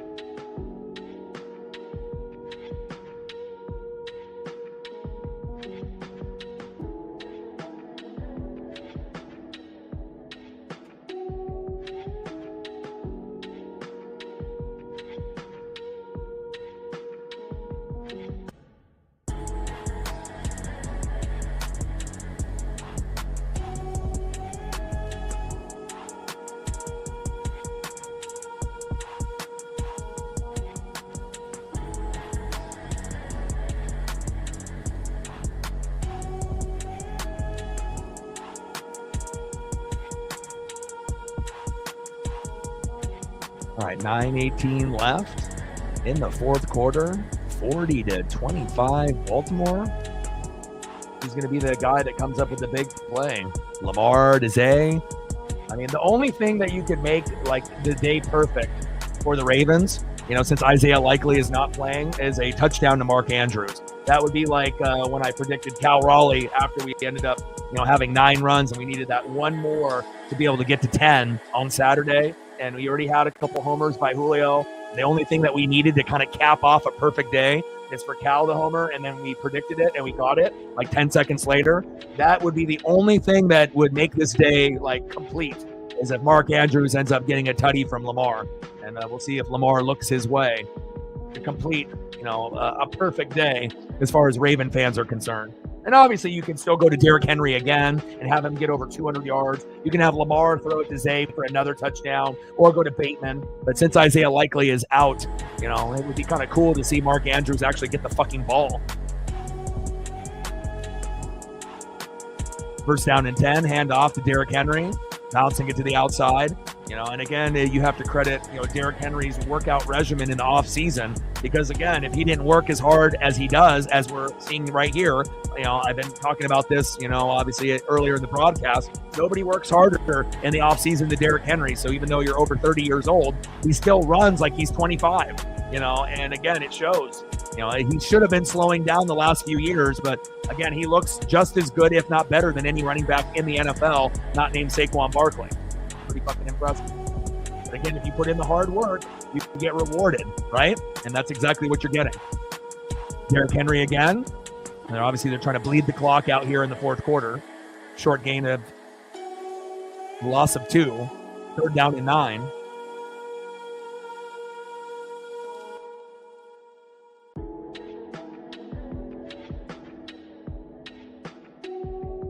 Yeah, I mean, I think just kickers in general, it's a lot of pressure. And again, it's not easy to hit a 30, 40, 50-yard field goal anymore. Hell, even getting extra points are not easy. I mean, the Bucs missed one when we were up by 3 after Buka got his second touchdown. And if we would have hit that, we would have been up by 4, and it might have been game over. But then he missed it, and then it took a wide right field goal late for us to win, which almost gave me a fucking heart attack. But Chase McLaughlin, you know, he was almost going to be a public enemy number 1 for a lot of Buck fans, including myself. But, you know, eventually we got the dub.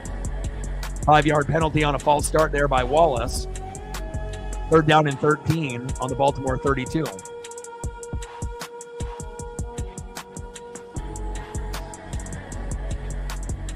Yeah, But also, too, you have to realize, not just Derrick Henry being dominant. Lamar is one of the best, rushers with the football, and he's a quarterback. No one is on his level in the NFL. Nobody can do what he does in the NFL. And when he's on and Henry's on, there's no beating them. And Roquan Smith is playing, like them on the defensive side. There's another flag on the play.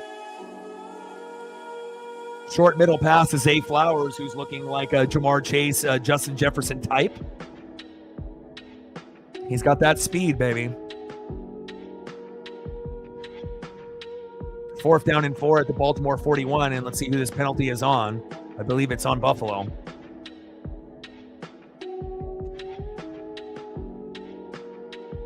Oh, it's on the offense.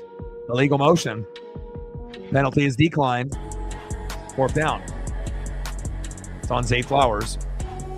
7:55 left. And again, if the Bills actually kicked extra points, they would be down 13, not 15. It's not like they're going to come back and win this game anyways, but clearly you can see the issues with this Buffalo team.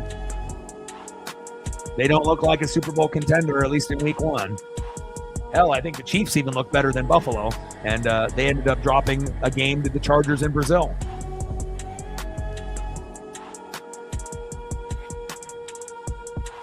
And everyone in Buffalo had expectations of being a top 2 team in the AFC, but realistically, Buffalo might be a top 5 team. There might be a few teams that are better.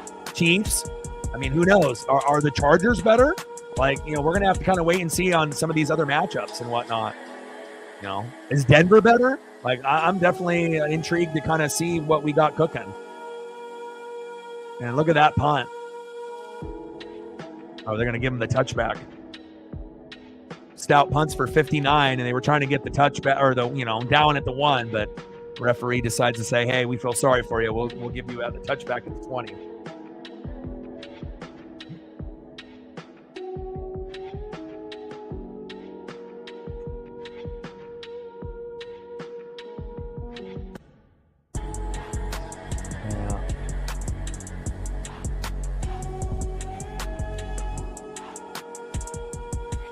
Oh, God, Chris Collinsworth. I could live a lifetime without hearing his voice for the rest of my life.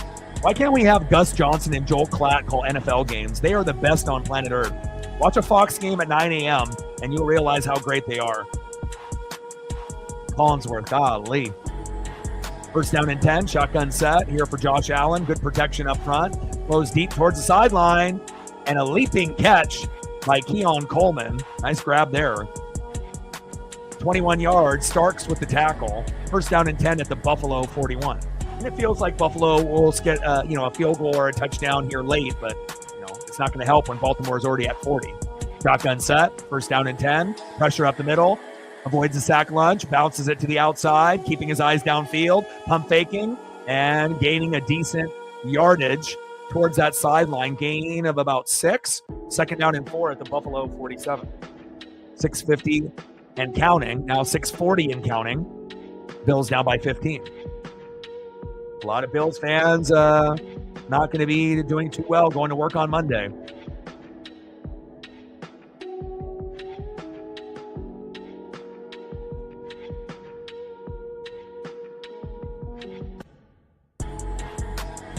Shotgun set for Allen. Looking.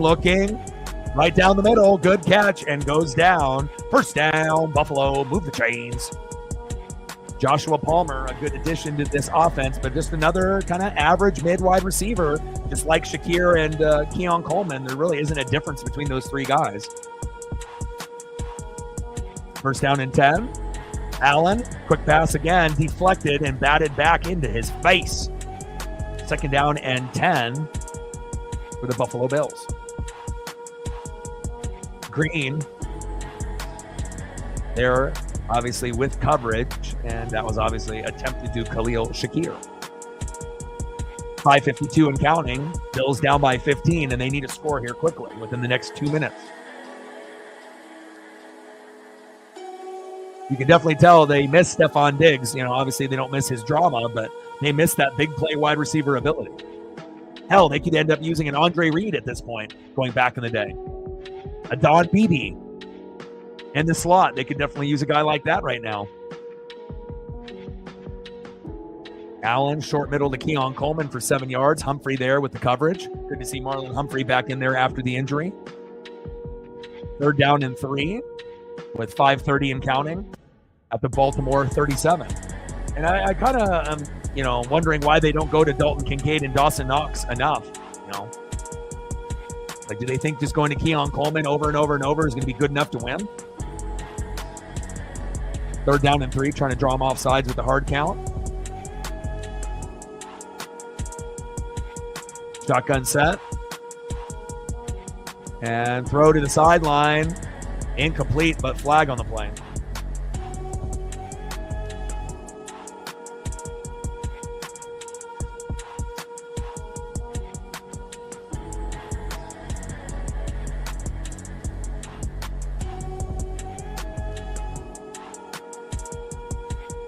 PI call. Now, where's Wiggins doing right there? Nate Wiggins for president. What the fuck are you doing? 33 tackles, 1 pick, and 13 pass deflects. Tied second for the rookies, but playing like a rookie right there in year number 2. Come on, my guy. 1st down and 10.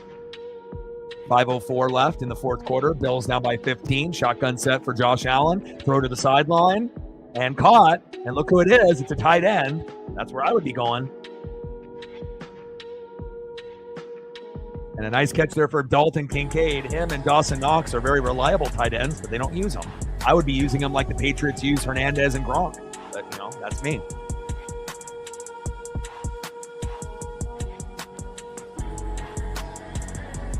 First down and 10 at the Baltimore 18.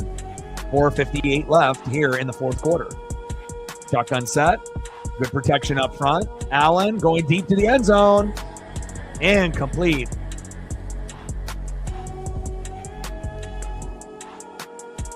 Goes to Joshua Palmer in that back right end zone, but out of reach. 2nd down and 10 at the Baltimore 18.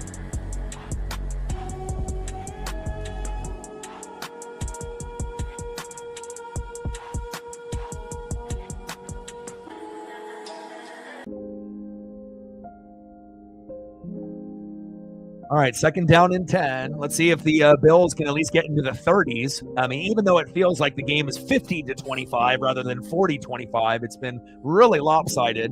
But again, Bills down by 15 now. 2nd down and 10. Allen, floater, back of the end zone. And what happened to my hands? And that's what happens when you go to a running back that just gets into the game for the first time. Pass incomplete to Johnson. And Allen put it right on the money, but again, what happened to my hands? Ty Johnson fumbling the bag for the Buffalo Bills. When you couldn't have asked for a better ball. 3rd down and 10. Shotgun set, 4 wide receiver set. Now shift. Shotgun set. 3rd down and 10. A little underneath route and out of bounds, stretching for that 1st down marker and coming up short. Joshua Palmer with the catch. 4th down and 2 at the Baltimore 10, and obviously you have to go for it.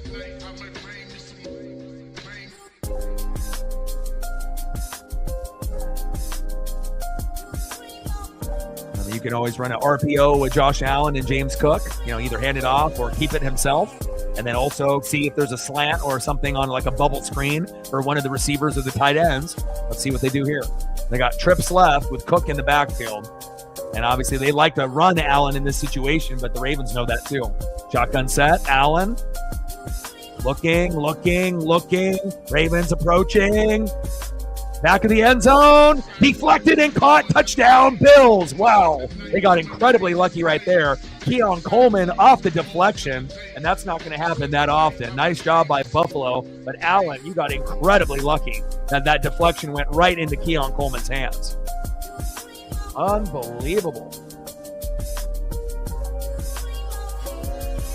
40-31 Buffalo. Josh Allen to Keon Coleman off the deflection. Great awareness by Keon Coleman, and obviously Shakir was able to get a lot of targets last year, but it's very clear Keon Coleman is the one for Buffalo, at least in 2025. Extra point is up and good, 40-32. Buffalo only down by 8 and actually has a chance, if they can get a turnover, to tie this game up. Who would have thought?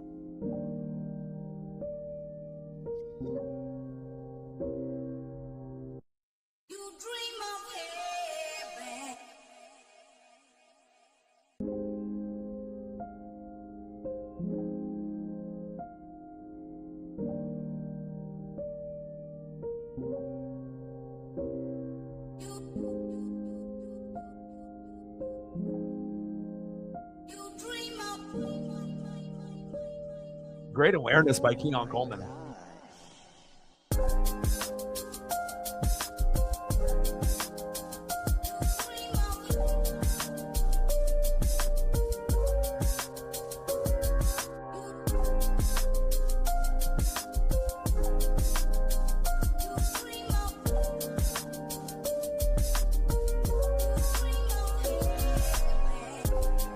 This ended up being a blowout, but obviously at this point, give the Bills a little credit. Again, this could have been, definitely, much worse, and they're fighting back. Obviously, a little bit of luck as well. And Ali with the return. And good defense there on special teams by the Buffalo Bills, and they need to stop more than ever. Raider kicks it 61 yards, 24-yard return there by Ali to the Baltimore 28. 13 for 18, 203, 3 touchdowns, no picks for Lamar. 28 for 41, 294 yards, 29 rushing yards, 3 touchdowns, and no picks for Allen. So both have not thrown a pick here today. Good fantasy stats if you have Allen or Lamar. First down and 10. And Lamar says, I'll take care of business myself. Thank you very much.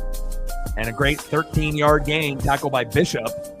Now down to the Baltimore 41 as the clock tick, tick, tick, tick, tick, tick, ticks here in the fourth quarter.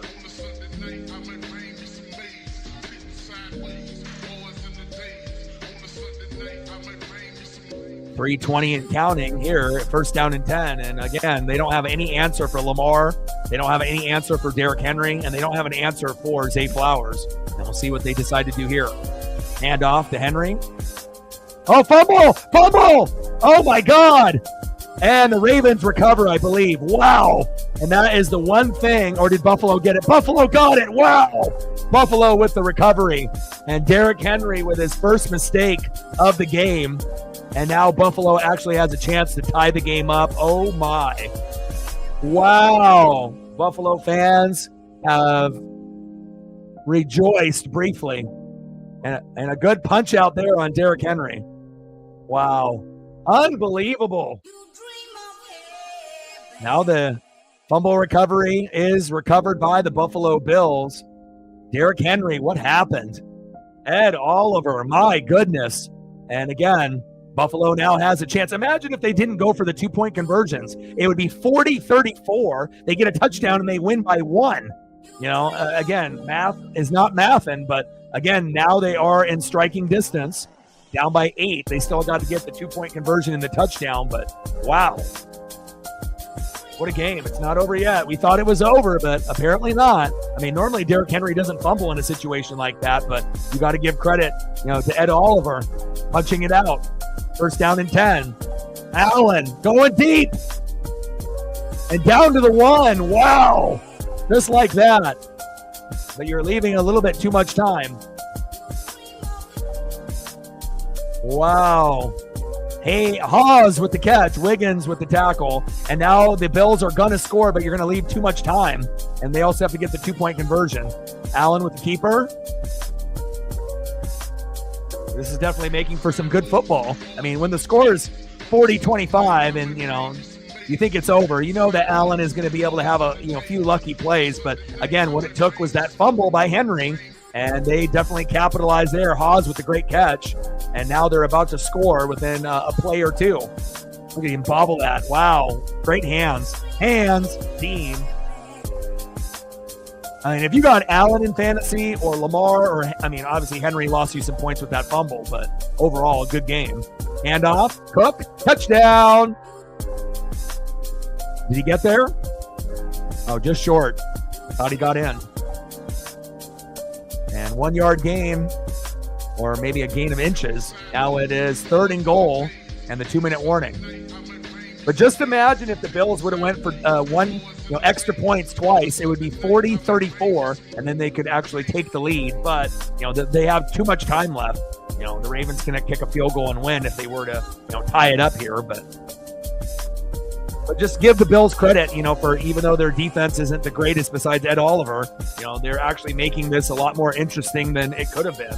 I mean, the game could have been over, which we thought it was. I don't think anyone anticipated Lamar or Derrick Henry fumbling late, and Henry was the culprit, and the Bills are striking. Each quarterback has 3 touchdowns and no picks, and a little bit more balanced of an offense for the Ravens, a little bit more pass heavy for the Bills. But obviously when you're down, you have to pass the ball. But wow. I mean, I still think the Ravens are going to win this game. But again, kudos to the Bills for making it interesting.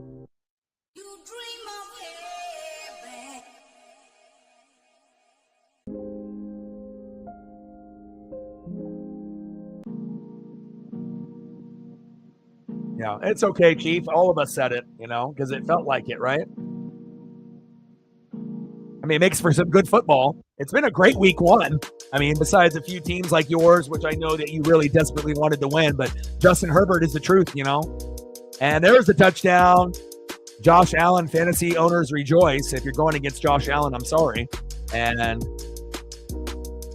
that 6'5" frame is tough to beat. And now they have to go for 2. And let's see if they actually can get it. The 3rd time is supposedly the charm. They're 0 for 2 on 2-point conversions. And let's see if they can actually call the right play here.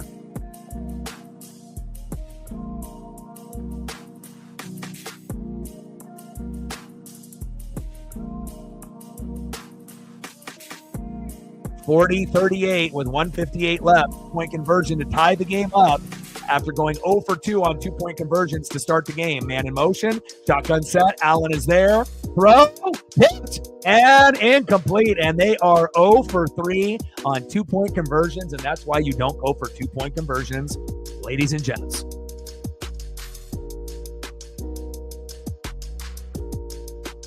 All right, we got 2 minutes to go. Minute 58. Ravens up by 2, and now, they probably are not going to want to give it to Derrick Henry after him fumbling once. I mean, the chance of him fumbling twice is not likely. But Ed Oliver is a sneaky defender, and I would keep the ball in Lamar's hands the rest of the game as a thrower and as obviously a rusher. No offense to Derrick Henry, but you lost the opportunity to be able to get the ball back in your hands. Because if you end up fumbling it again, the Bills will score and then the Ravens will lose, and it'll be the biggest comeback we've seen in week 1. And Derrick Henry is a great player, but it's just like Miles Sanders fumbling for the Eagles. He didn't get the ball after that, so a little different situation between Miles and Henry's skill set. But I don't put the ball in Henry's hands the rest of the game. I keep it in Lamar's hands. Let Lamar win the game for you.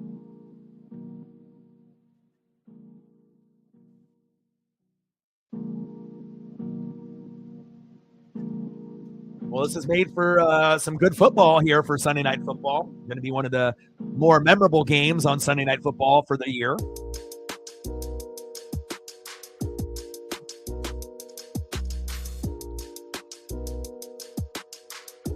Oh, big hit. And a spin move and then out of bounds. Raider kicks 58 yards. 24-yard return by Ali, pushed out at the Baltimore 31. Ravens up by 2, and you keep it in Lamar's hands, and you win the game. If you keep it out of Lamar's hands, then you run the risk of a turnover and then the Bills winning. So let's see what they do here.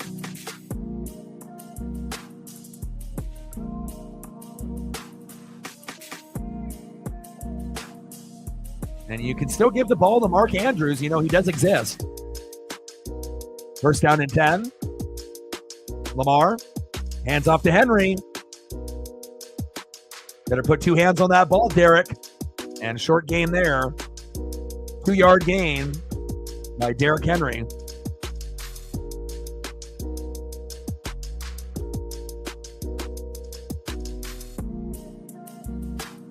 I mean, from a game that was a blowout that turned into kind of a thriller here at the end, and again, the teams have been pretty clean.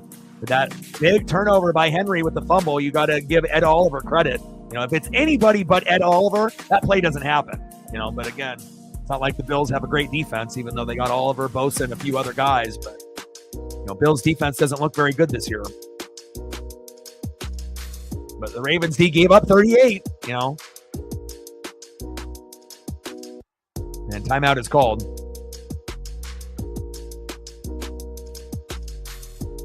Zay Flowers. And that was not the greatest play call there. Going from sideline to sideline, and so I'm going up the field. 3rd down and 9. And then second timeout called. 3rd down and 9. I mean, if you don't get a first down here, Buffalo could kick a field goal and win this game 41-40, or they could go for the touchdown and end up winning, 45-40, which is a kind of a crazy thing to say because Baltimore, has looked so good, and it's crazy how, a couple plays and, could shift the momentum from, Baltimore looking like the best team in the NFL, and then all of a sudden, a couple minutes later, they could end up being 0-1.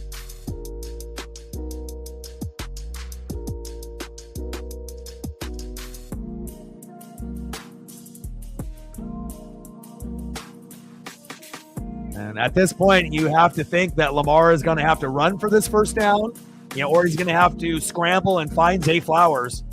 But again, Mark Andrews does exist. You haven't gone to him all game. They wouldn't think you would go there, but would Mark Andrews actually catch it?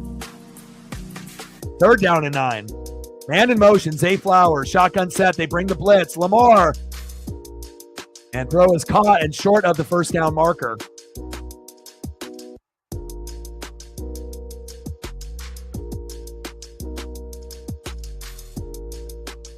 Fourth down and 2. At this point in the game, if you give the ball back to Buffalo, they're going to win.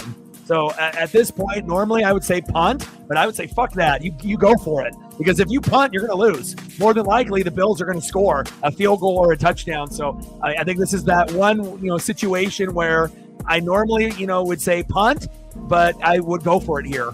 I know you're on your own 39-yard line, but I don't know if I would trust the defense as, game on the line. Unless they end up going for a fake right here and then they win the game. But I think I would go for it here. Lamar and Henry are good enough to get a first down, but the Buffalo Bills end up getting the punt. And now they're going to rely on the Raven defense to hold them from not even getting a field goal. They're only up by 2. I don't know if that was the right move. Do they really think that they couldn't have gotten 2 yards with Henry or Lamar? I think that was a bad decision. And now if the Ravens lose the game, that will be the reason why. And also you could have gone for it and got stopped, of course, and then the Bills would have won. But, I think if you have electric players like Zay, Lamar, and Derrick Henry, I think that's in that one situation that normally it's a punt 99 times out of 100, but I would have went for it because I think now I'm not sure if I want to have the defense, going to be the reason why we win or lose. They better pray like a motherfucker. First down and 10. And the Bills have the momentum on the offense lately. Nice catch. And 6-yard gain by Khalil Shakir. Roquan Smith with another tackle. Clock is ticking. Tick, tick, tick, tick, tick, tick. Minute 15 and counting. Second down and 4. And the Ravens only up by 2. If the Ravens lose this game, this would be nuts. Because they've already looked like the best team in the NFL. And for them to go 0-1... sideline throw, and I don't trust the Ravens secondary. Oh, man. If the Ravens lose this game 41-40, I don't know what to say. I would say that they made the mistake of not going for it on 4th and 2. Momentum is in the Bills' favor. It's not like they have Ed Reed and Ray Lewis on the fucking team. Hello? First down and 10. Allen scrambling, gambling, and pushed out of bounds. Second down and 5 at the Buffalo 39.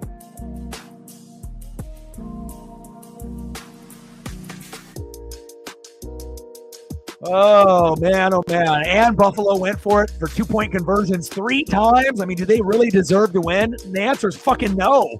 But again, one bad decision on not going for it on 4th down may cost the Ravens a week 1 victory. And even if the Ravens lose, they still look like one of the best teams in football. But, it shows you how good you have to be to beat a good team, one of the top 5 teams in the AFC in the Buffalo Bills this year. Flag on the play. False start.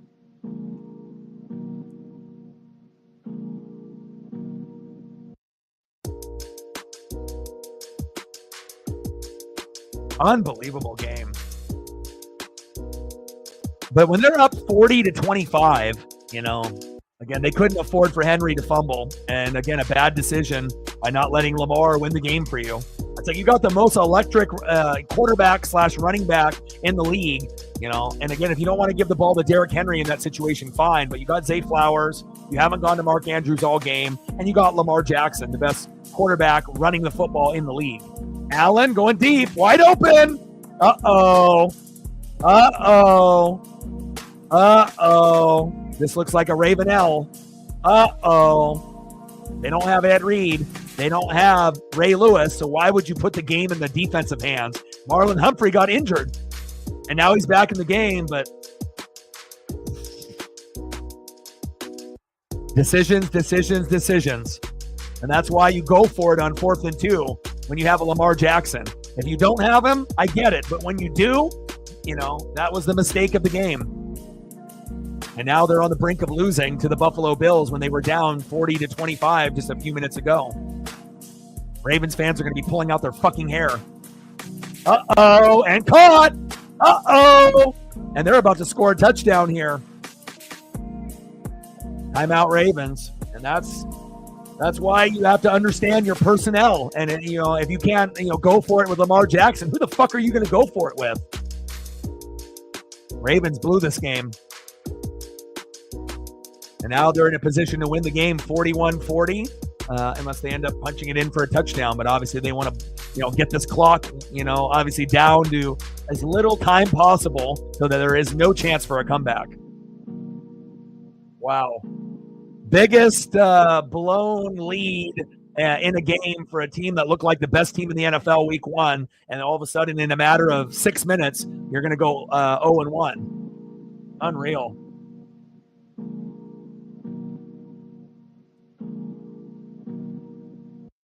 Last win when trailing 15-plus points versus the Jets in 1967, and they're about to do it here.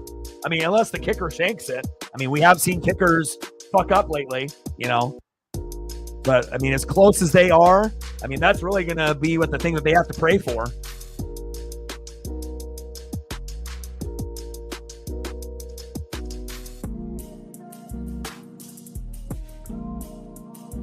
Because you don't want to have the Ravens get the ball back. So at this point, you're just going to want to, bleed the clock out. Try to leave as much little time left as possible. So that way, because if you score, right, and then you're up 45-40, the Ravens could end up having a couple big plays and get a touchdown and win, even with little time left. So at this point, you run or you kneel, and then you let Prater either win the game or lose the game for you.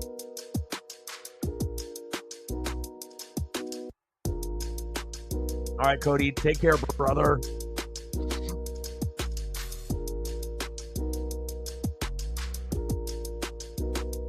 Yeah, but at this point, you just let them burn their timeouts. Little time left. Pray that Prater, makes it, and then you go up 41-40 with like 10 seconds left, and then hope that's, good enough where they're not going to get a long 50, 60-yard field goal attempt with like a second left by the Ravens, But again, the decision with not trusting Lamar on 4th and 2, I get it. They were on their own 34, 38-yard line. But if you can't trust Lamar, who the hell are you going to trust? That's the guy that is the most trustworthy in that situation with his arm and his legs. I mean, the Ravens did this to themselves. Like, you trust your defense more than Lamar? Give me a break.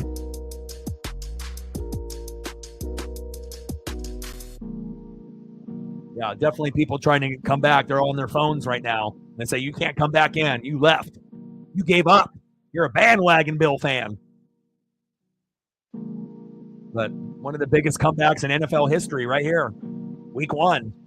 But even if the Bills win this game, which it looks like they're going to, I don't think that they're the best team in football. They got extremely lucky.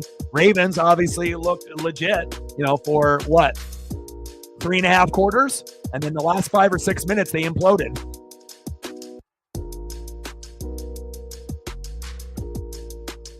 So these two teams look like 2 of the top 5 in the AFC this year. 3rd and goal. And another kneel down. And now they're going to rush the kicker onto the field and see if Prater doesn't choke. And remember, kickers have choked in this situation here. So let's see if Prater shanks it wide right or if he makes it right down the middle. Who had a situation like this against the Bucs and he missed it wide right? But will we get that here? 4th and goal. Game winner on the line. 5 seconds and counting. Kick is up and good. Bills win. Bills win. Bills win. Wow. And again, that's, you have Lamar and you don't trust him, then that's what happens. Prater with the kick as time expires and one of the best comebacks in NFL history, week 1. The Bills had no reason of winning this game. But again, that's on the coach, right? That's on the coach. You got Lamar and you don't trust him and you think your defense is better, you deserve to lose. And you did. They went for 3 2-point conversions and went 0 for 3, and they still won by 1 point. Unexcusable. Unexcusable. Wow. Well, Hybrid and all the Ravens fans are losing their minds right now. But again, if that situation comes again and it's 4th down and 2, right, and you have Lamar, fucking go for it, you idiots. Wow. 40-25 to 41-40. And Josh Allen, there you go. You have to understand your personnel. I mean, Lamar Jackson is literally the number 1 guy in the NFL to go for it on 4th and 2 with his arm and his legs. And you just still decided to punt like an idiot. Wow.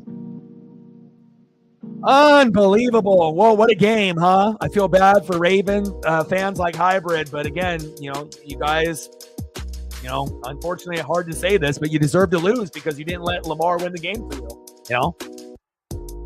Wow. Well, I love you guys and I appreciate you guys very, very much. Final score, Bills 41, Ravens 40. And again, I should be the coach. Fucking A, I could coach better than most. You and me reflect to be better coaches than fucking half of these guys. And not even just fucking NFL, baseball too, and any fucking sport. Well, big fucking epic comeback by Buffalo. And again, if you have the best quarterback with his arm and legs and you decide not to let him win the game for you, then this is exactly what happens. 41-40 Buffalo. We'll be live tomorrow at 6:40 Pacific for the Mariners and the Cardinals, and we will be at halftime roughly between the Vikings and the Bears, and hopefully that will be a competitive matchup, but who knows. Love you guys, and I appreciate you guys very, very much. Shout out to Ronald, Reflect, Chief, Sarah, Chief, and Mando for your support on the Dono train. And again, this is going to be a very interesting year in 2025, and it shows you can look like the number 1 team in the NFL for 3.5 quarters, but when it comes down to those tough decisions, if you don't put the ball in your best player's hands, and Henry fucked them as well, but if you don't give the Lamar Jacksons in the world a chance, that's what happens. You lose. And again, this is a game that there's 0% chance that the Ravens should have lost, but they did. And it shows you the NFL is a crazy, crazy game. Love you guys, and I appreciate you guys very, very much. And I got one question for you. We don't talk sports like us. The boy Orion, Northwest Sports Fanatics, and I'm out. Gang.